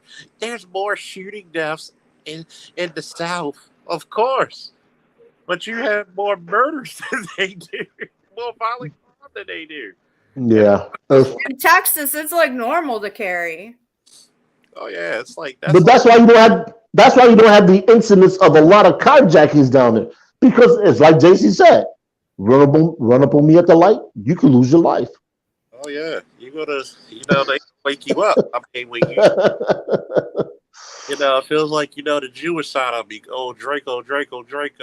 I complain all day. Like that's, like, I'm sorry. Like I'm just, people don't even understand. I want people who don't understand what we're talking about. Go look at the Mumford Act. Mm-hmm. Because gun control is just another form of racism. It's another subjugation tactic. the Capitol riot should have at least demonstrated in part to that. Well, and people like to say, well, there was already gun control before Hitler came to power. Yeah. Guess who enforced it even heavier? When you're easily subjugated people, terrible things happen. So I'm just looking at it like it all falls in very seamlessly to everything else you were talking about. When black men are not expressed to be men, how can I be a protector if I'm not even allowed to protect myself? How am I allowed to dictate? Look, this person coming into my house or trying to harm my family, I'm sorry. I can't wait for 911. I have to take action. Yeah. Mhm. Around here, 911 don't come too fast. I tell you, go to Montana and see how long 911 gets to your door. Mm-hmm. Go to some places in the Carolinas and see how long. Hell, look at Texas with Uvalde. You really think, and I'm certified an active shooter, you really think I'm going to let my kid be up in there? Oh, you got to stand back. Oh, you not going in? I'll do it. Yeah, right. Yeah. Like, I'm sorry. This is the culture that we're raised under, all this feminism bullshit. You're making more cowardly men and more lonely ass, insufferable women. Something doesn't compute. Well, BGS and them always say we're done. Yeah, I don't. Yeah. What about Canada? Shout out to Canada. You ban guns, but you got a mass stabbing. What the fuck? Yeah. Like, And the sad thing about that is that happened on what Canada calls the First Peoples Nation reservation. In other words, an Indian reservation. Mm-hmm. It was targeted. Mm-hmm. It wasn't a mistake. It was targeted. I'm gonna tell you what. I'm gonna tell you what, Herb. Before I go and start my after party, the same day that Sandy Hook incident happened in China, they had a guy with a knife who killed 22 people. Mm-hmm. Person with a knife One killed thing- 22 people. Damn. With a knife. Guess what? Human beings have perfected one thing above all. It's called violence. Yeah. And if you've ever been in the military, private security, police departments, there's an old saying. Sometimes to protect life, you may be called Yeah, a take it. big boy. I take it. And Mhm. I tell you, because of course you heard, but everybody else know I got all my certifications to be able to instruct people. Hey, if you're in the Baltimore area, let me know. We'll talk about pricing. I'm like, here. I'm here. I need to get to I can do pistol, rifle, shotgun, protection in the home, out the home, CQB, concealed carry. Yep, teach it all. Mm. And it's crazy because I'm getting sick and tired of people saying, "Well, we don't need gun." Yes, the fuck you do. Yeah, we do. If you would have had about 5 fucking guns and a rifle at fucking Buffalo, what would have happened was 2 people shot, dumb motherfucker dead. Yeah. Mm. And ladies, And I'm what? gonna tell you this before I go. Stop thinking you're invincible. Get you a very competent man. Get you a competent man. It's gonna be harder and harder these coming years with all this stupidity and foolishness for you to be living alone. Yes, I believe ladies should be armed too, but guess what? The best defense for a female is a damn sure 10 toes down man. Woo! I'm Charles Faulkner. They ain't checking for that, Officer Charles. Woo! They're gonna go their own way. I don't need a man without the window 2 years ago. Woo! I don't never say I don't need a man. I need a man for some things. Don't forget, salute to the controversial counselors. All Salute right. to her. Woo! Don't worry. Yeah, I'll post it on my Facebook and Instagram in my community section when I'm holding class. Don't be surprised if we do a little bit of tactical fun. Woo! Hey, I'm gonna hit you All up. right. Whatever. I need to be a part of that. Thanks for stopping by, brother. Yeah, man. It's it's whether particularly a black man has a family or not. I'm a proponent of him being armed. You're what? Whether a black man has a family or not, meaning whether he's married, has kids under his tutelage. And when I say tutelage, I'm talking about his care, his roof. He should be armed legally I agree. because it makes you less of a target. And people I'm sure somebody's gonna say, well, why would a black man be a target? A black man has always been a target. He's been a target for people who look like him. He's been a target for people who don't look like him. Think of how interactions would go with certain organizations and groups if they just thought that you might be legally armed.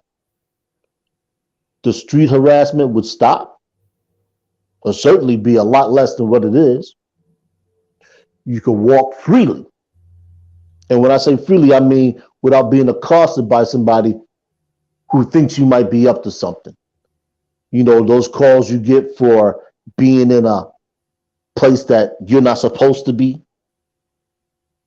Those calls probably won't exist anymore because law enforcement is going to say, hey, look, what is it doing? Okay, we're not going to take that call. Because they're not going to roll up on somebody that's just walking through a neighborhood where they're not supposed to be. And I'll tell this story.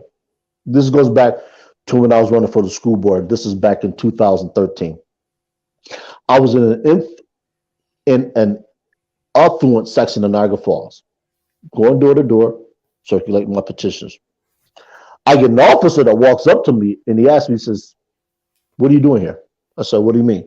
He said, we're getting calls that somebody's going door to door selling something to people. I said, well, officer, I said, I'm not sure who called you and who said I'm going door to door. I said, clearly, showed him my clipboard, said, this is what I'm doing, circulating my petitions for Niagara Falls School Board. He looks, he says, oh, okay, you know what? I'll sign. And he went about his business. That doesn't always happen. Sometimes men doing right are accosted, particularly black men, because you're in a section of the city where you're quote unquote not supposed to be. And I'm here to tell you, it's underreported, if reported at all. You only hear about it when the situation goes awry and an officer ends up killing an innocent man. At least if you're armed, you have a you have a fighting chance. Because if you can get to your firearm before that officer can, you have a right, a constitutional right to physically defend yourself from an unlawful arrest up to and including using lethal force. Dr. Dunbar talked about this earlier in the broadcast about how people don't know about the Constitution and the rights given to them. That is a right that you do have. This is why you can shoot an officer who illegally enters your home and you may not be convicted or you may not have a grand jury indict you. People, I'm telling you, brothers, get armed.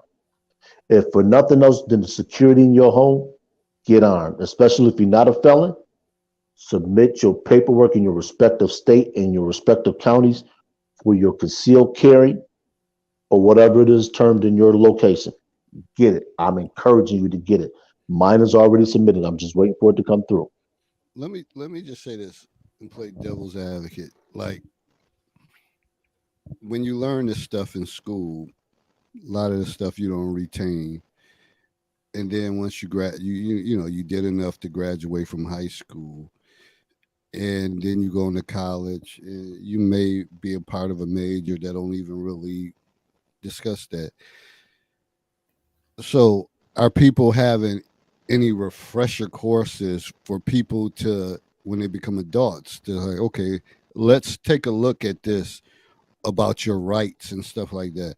I think that would be huge for people to understand. We hold a lot of different shops and different things and all that stuff, but some of the essential things that y'all talking about, people may be clueless. And I know you heard Herb, you said one of the things Gettysburg is dress and the amendments and all that stuff. But for most people, they may not be on that level of thinking. How do you get more people on that thinking? Uh, you're dealing with a country that looks at civics the way they do their eating habits. They don't give a damn. And and that might be something, I might start posting about in the counselor's corner, starting with things, because I don't, as much as I love civics, I can't name you every one of the 27th amendments. 27 27, pardon me, 27 amendments. There's 27 all together. Only one has been ever appealed, and that was prohibition.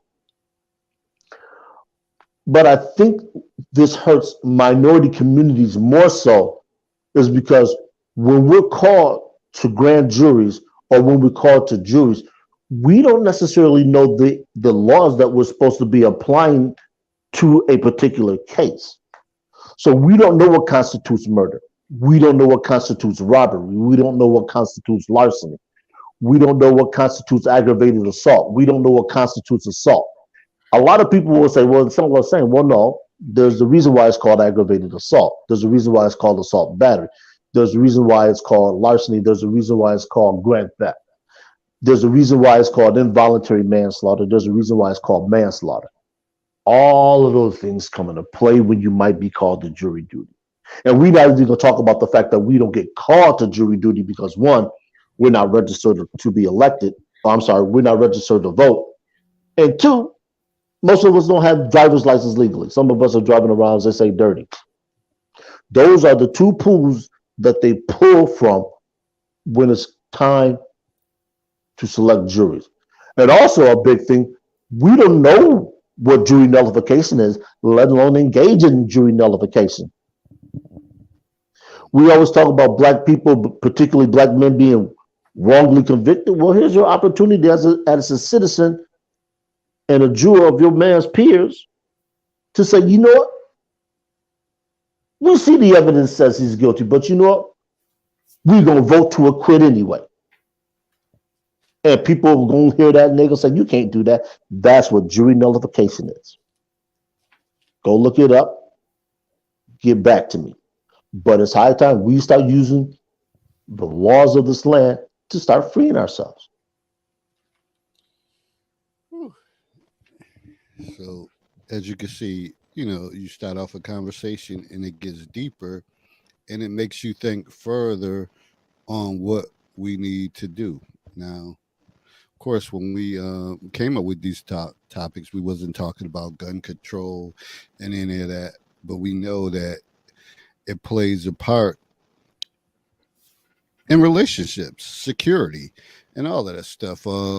Because it's a lot going on. It's a lot going on, and every day you step out in this world, you could be subject to violence or chaos that you really don't want no part of. But man, and you see it. It's a lot of innocent people that go down, and you question. You watch the news like, damn, why did they do this? Or why did they do that?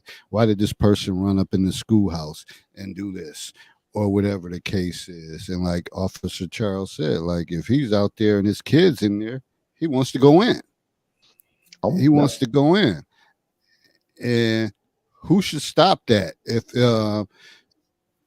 a father like, yo, I got something for whoever in there and I'm going to protect mine. So it's just so much.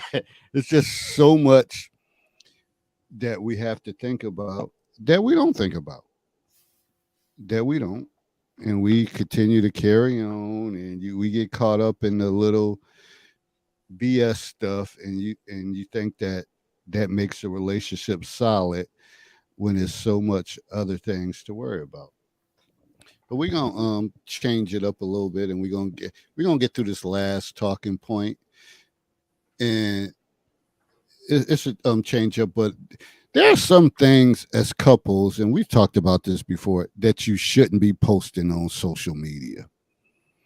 That you shouldn't be, and for whatever reason, everybody wants to appeal to social media. It's like it's their daddy.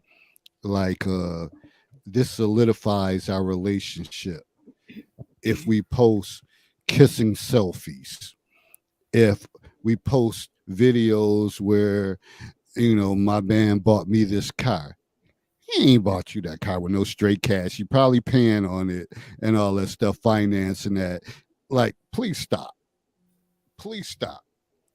Just the images or what people are trying to put out there to make it seem like this is going on in their life.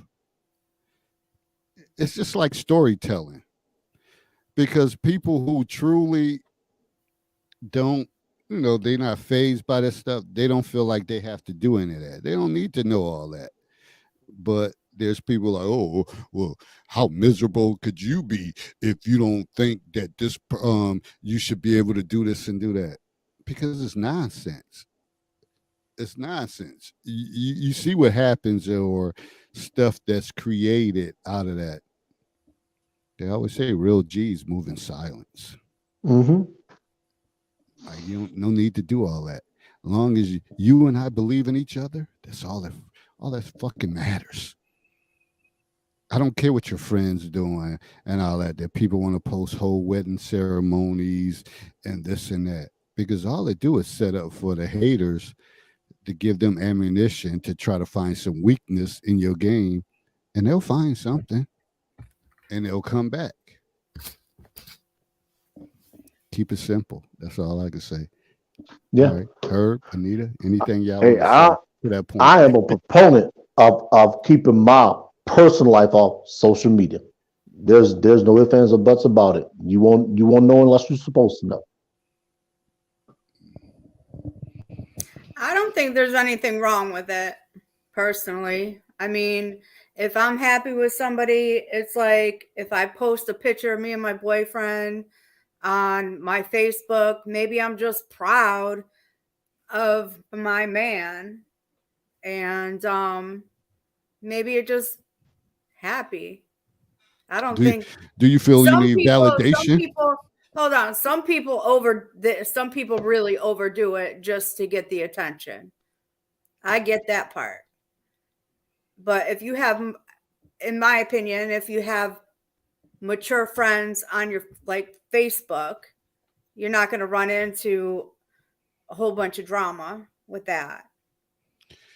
That's just my experience with it. Well, I mean, I'm single now, so there's no pictures of them, but hold up. No, I ain't gonna say nothing. I'm gonna let you. When we go on different adventures, like we went to a castle and a couple hours away, stuff like that, I might post it so my friends and family that don't live around here can see what we're doing, but it's not to get attention. Well, I think some people do it to kind of validate themselves and target other people. Like, look, this is what we're doing. Mm-hmm. But let's not get it twisted that sometimes you're doing it with that individual. He could be doing it with someone else, so they can fire back or whatever the case is. And if that person doesn't really give a damn and has a hold on you, he may say, hey, whatever, because it makes him look good. It just creates like messy situations. One of the things it was like posting ultrasounds and all that stuff. Well, you don't want to get into the habit of doing that, because you don't know, what if something happens. So you get people going, oh, congratulations, or what is it, or this and that. And what if something happens? Then you got to deal with that backlash. So sometimes you create more shit than you want to create for yourself when you put so much stuff out there. Now, some people's like, well, if you don't put stuff out there, you just saying you want to be sneaky and all that. No, it's not, because most people genuinely don't give a damn. They don't give a damn. People will like stuff and comment because they only want to read the other comments of what's going on. And then they're screenshotting stuff and sharing it with certain people. It's really not that. And I know images are powerful as hell for people, and that's why people do it. But for me, I'm not about to do all that. I'll post stuff about my brand and things of that nature, whatever, but I'm not posting kids and any of that. I'm not doing none of that, because you got a lot of sick people sitting back watching, trying to figure out, trying to plot on you.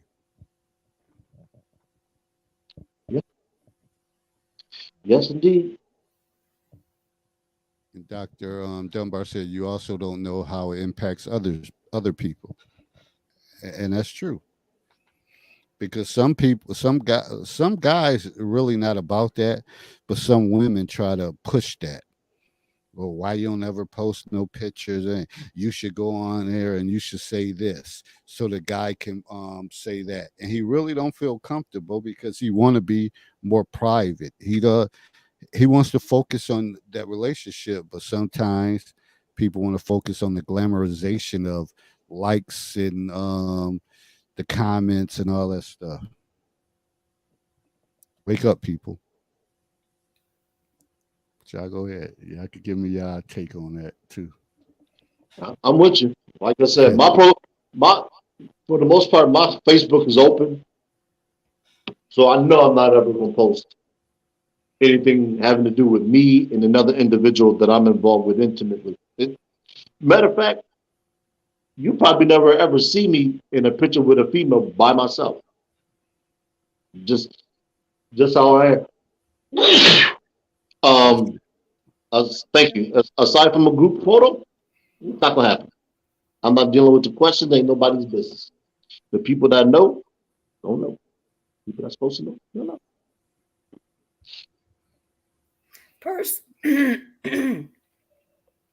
Personally, me and my family, we post pictures because our family don't live here. So I guess it's like normal in our family to post pictures. And I know some of my cousins in Florida post what's going on. You know, my grandma just passed away a few months ago at 108. So it's like we weren't there. She lives in Florida. So in our family, it's like not a big deal, because we have family in Chicago and Florida, and I was in the military. I have friends all over.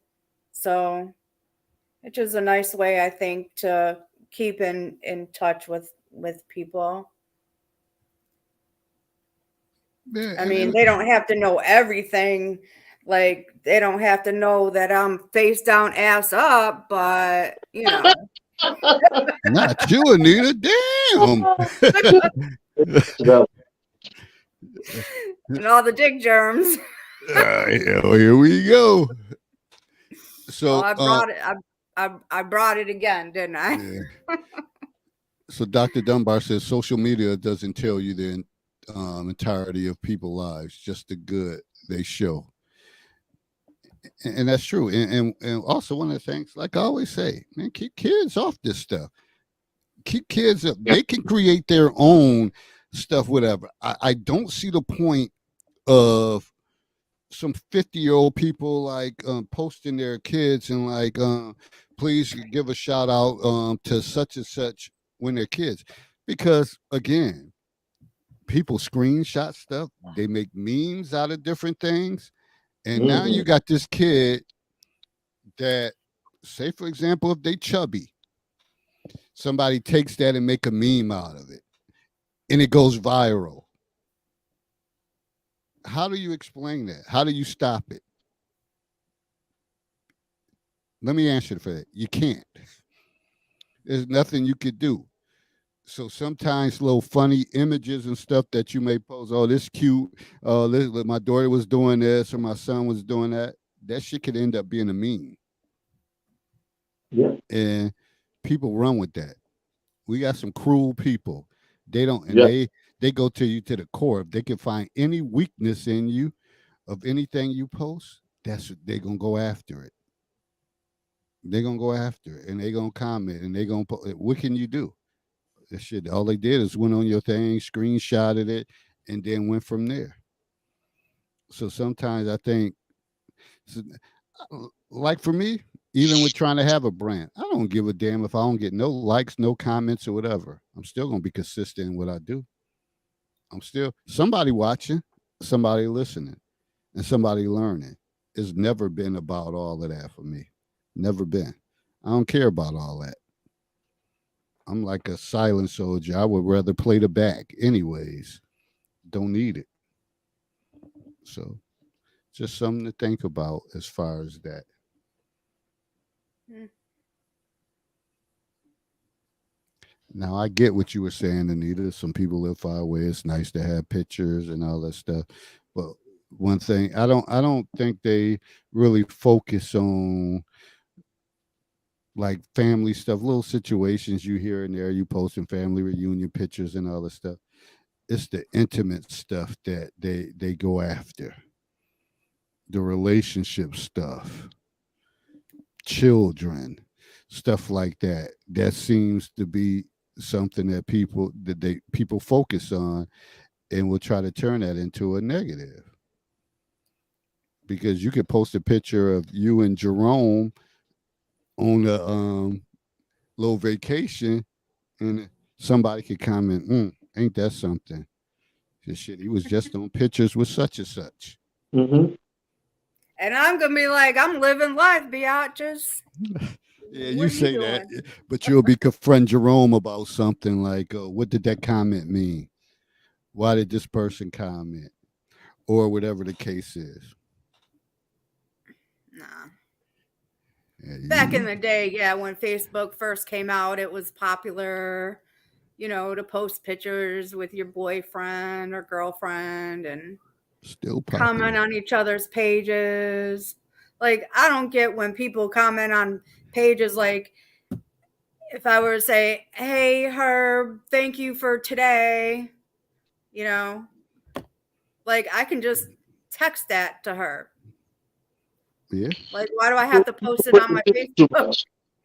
Huh? People crave attention too much. Me, I'm a shadows kind of guy. I'd rather turn off the light and sit in the dark room when somebody comes in there and have them not know I'm there. but you are right. You could text him that, but some people want to see that you and him had conversation outside of that, so they can like, oh, what the hell they talked about earlier. I Like mean, some, guys do that to each other too on Facebook. I'm Yeah. like, dude, just text each other. Obviously, you have each other's number. Like, why is the whole face? I mean, I'm not nobody to criticize or whatever, but I don't care well, about that. But some then I gu- can just scroll on by, so I guess it shouldn't bother me that much. see, So people, so when some guys do it, that it may mean that one of the guys is more in power. So the other person may want people to know that they're connected to that individual, or we cool Oh, like that, whatever. So they do stuff like that, which is again weird, but people want to be known. They main thing is validation. People like to be validated, and they want other people to see it. The quickest way for everyone to see it is through social media because everything travels so fast. That's why a lot of people get caught out there, and people study that. Oh, every time she posts a picture, he comments. Every time he posts a picture, she's commenting with a heart and always got something to say. So people start looking at stuff like that. Like no matter what the hell you post, she always on your shit. Why? mhm. So then they start picking up on things. So Hmm. a lot of people get caught out there like that. Oh, yes, they do. Then you have some people don't fool with it at all. I was one of them people. I only started getting on social media when I was promoting the Niagara Falls High School and LaSalle stuff, and then when I became an author. Other than that, I was like, I don't see the purpose. I didn't want no parts of it. Yeah, Mm. it is. I guess people do stuff on social media for different reasons. Sometimes I post memes because I know like it's motivational or somebody's going through it or they can, I identify with it, relate to it, stuff like that. But sometimes, do I always say when people post memes, you might have to have your own separate caption with it to kind of solidify what it means to you. That's my thinking.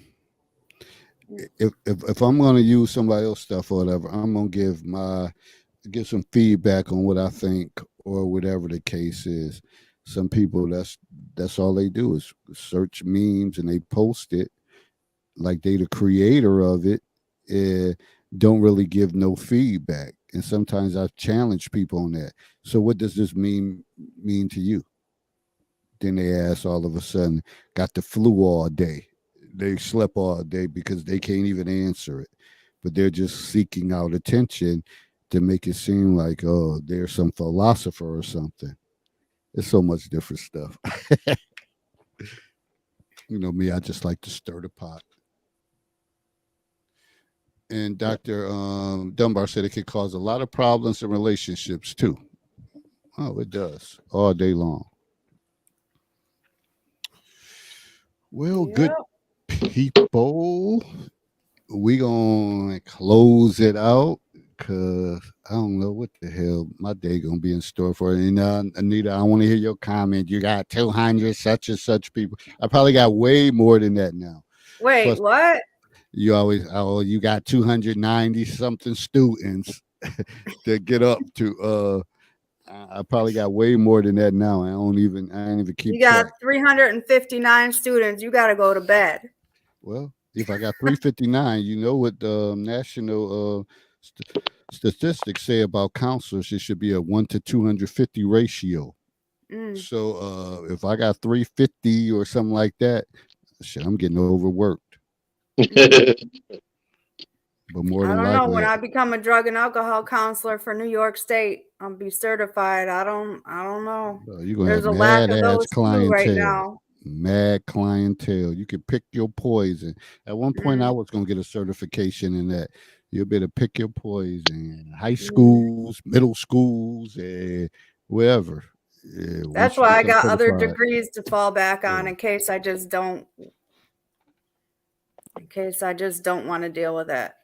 yeah, that But drug I game got is to do my heavy. closing remarks because my computer's about to shut down.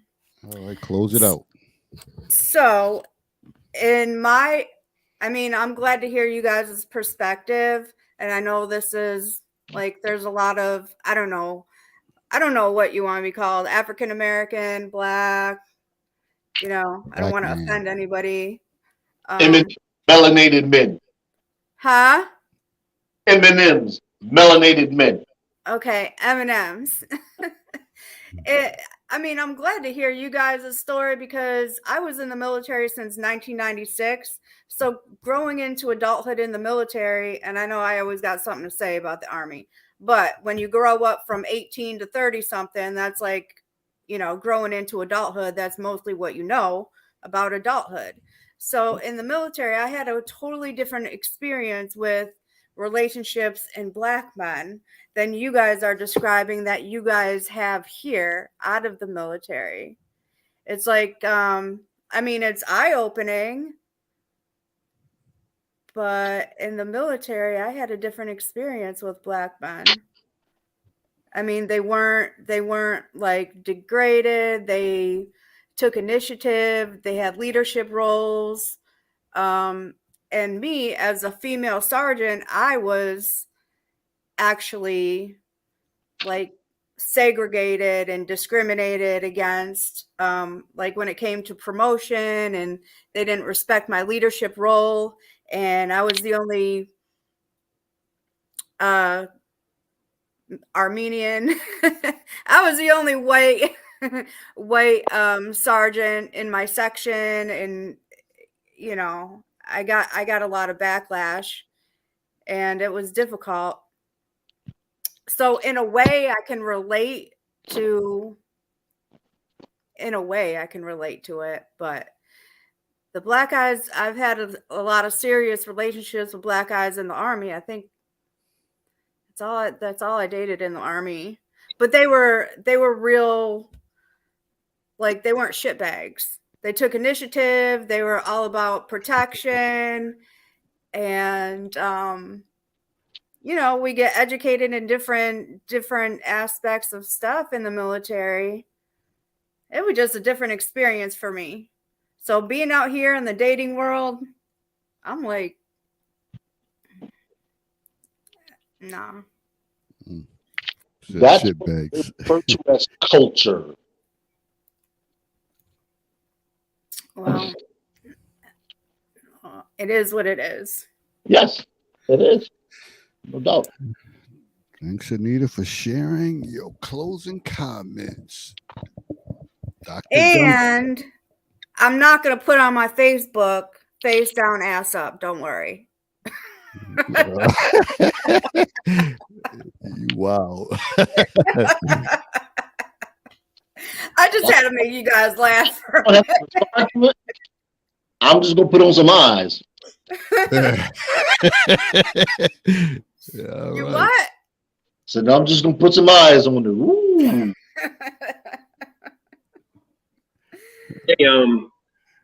Hey guys, I'll be quick. I know you're trying to shut down. I just want to say with the social media thing, yeah, it can get tricky in relationships, especially sometimes you have you'll start dating someone and they'll start going through your old pictures Oh, and asking about who this is, why you still have that picture in your photo album. That gets a little tricky. so many pictures I put on social media. You have relationships and friendships with that go back years, and sometimes when you say things to someone, there's a context to it. It could be an old joke that you two shared. It could be an old nickname you two shared, and the person you're with doesn't know the context of all that, so they see it and they can get in their feels. I'm talking in generalities here. I probably shouldn't be talking about this at all, but I'm just saying context matters, and depending how big your Facebook network is, you might know people from years ago, and the new person doesn't know that relationship. They don't understand that you and this person go way back, and they don't understand the joke or the nickname or whatever. So that can become problematic. And that's Facebook. Twitter, I'm on Twitter as well. David, I'm a content creator as well. And it's tricky because I realized recently that on Twitter you have mentions, right? So someone might tweet something, and 1,000 people respond, 1,000 people, 100,000 people, and then you respond. And if someone goes to your Twitter page and goes to your mentions, it's going to show you directly responding to that person. So it might look like the person looking at that won't see that you're one of 1,000 respondents. They'll see that it's just you. Mm-hmm. And depending upon who it is, it could look any number of ways. So I just want to come up and say, yeah, social media, be careful with it, especially in your relationships, and be careful about your footprint, because some of these things are permanent. Some of these things, you forget they're up there, and some people go digging. Some people go digging for things. They go looking for things, and you forget things are there, and then someone confronts you with something, and it's like, whoa, I forgot about that. Like, what? Like, how do you know about that? And why are you looking at that anyway? That was a year ago. That was 2 years ago. But yeah, some people don't have nothing to do, and they got time on their hands. They'll go through strolling through everything. Dr. Dunbar, you got to get you one, man. get a what? What is that? Pen. A felt, not a felt tip pen, a calligraphy pen. Okay. Okay. All right. Well, hey, y'all trying to shut down, so I just want to come up and say that. So I'll talk to y'all later. All right, appreciate Peace your out. Have a good night. All right, be well. Herb, your closing comment? Social media makes you more what you are. The conservatives make you more conservative. Not, you won't be. And my man and me, we like to close out by saying growth and understanding occurs in the gray area. Godspeed. See you next time. All right. Hey, Shaughnessy. Can't wait to see get you back. You got we love your feedback. So hopefully you'll be joining us soon. I know you busy, got a lot going on, and happy birthday to your son. I think I seen that earlier, but thanks for popping in. My closing comment, gonna speak on the apology part, and main thing about respect as far as a man. I mean, the bottom line is, like I always say, know your personnel, know who you're dealing with, and respect will come. If someone's consistent on their approach and what they believe in, and you try to buck against it, and their approach is not harming anyone, but yet you try to buck against it, there's always going to be an issue of respect. The bottom line is, as my grandmother always would say, do right by people who do right by you. End of the story. As y'all say, period. People do right by you, you do right by them. And that's the golden rule.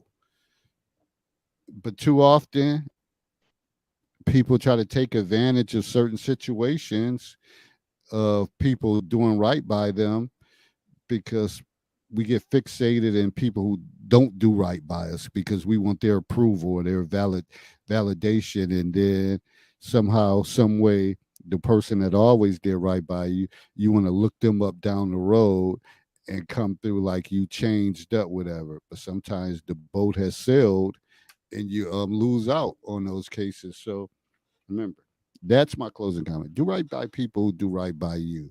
And if you do that, respect will always be there when you do that.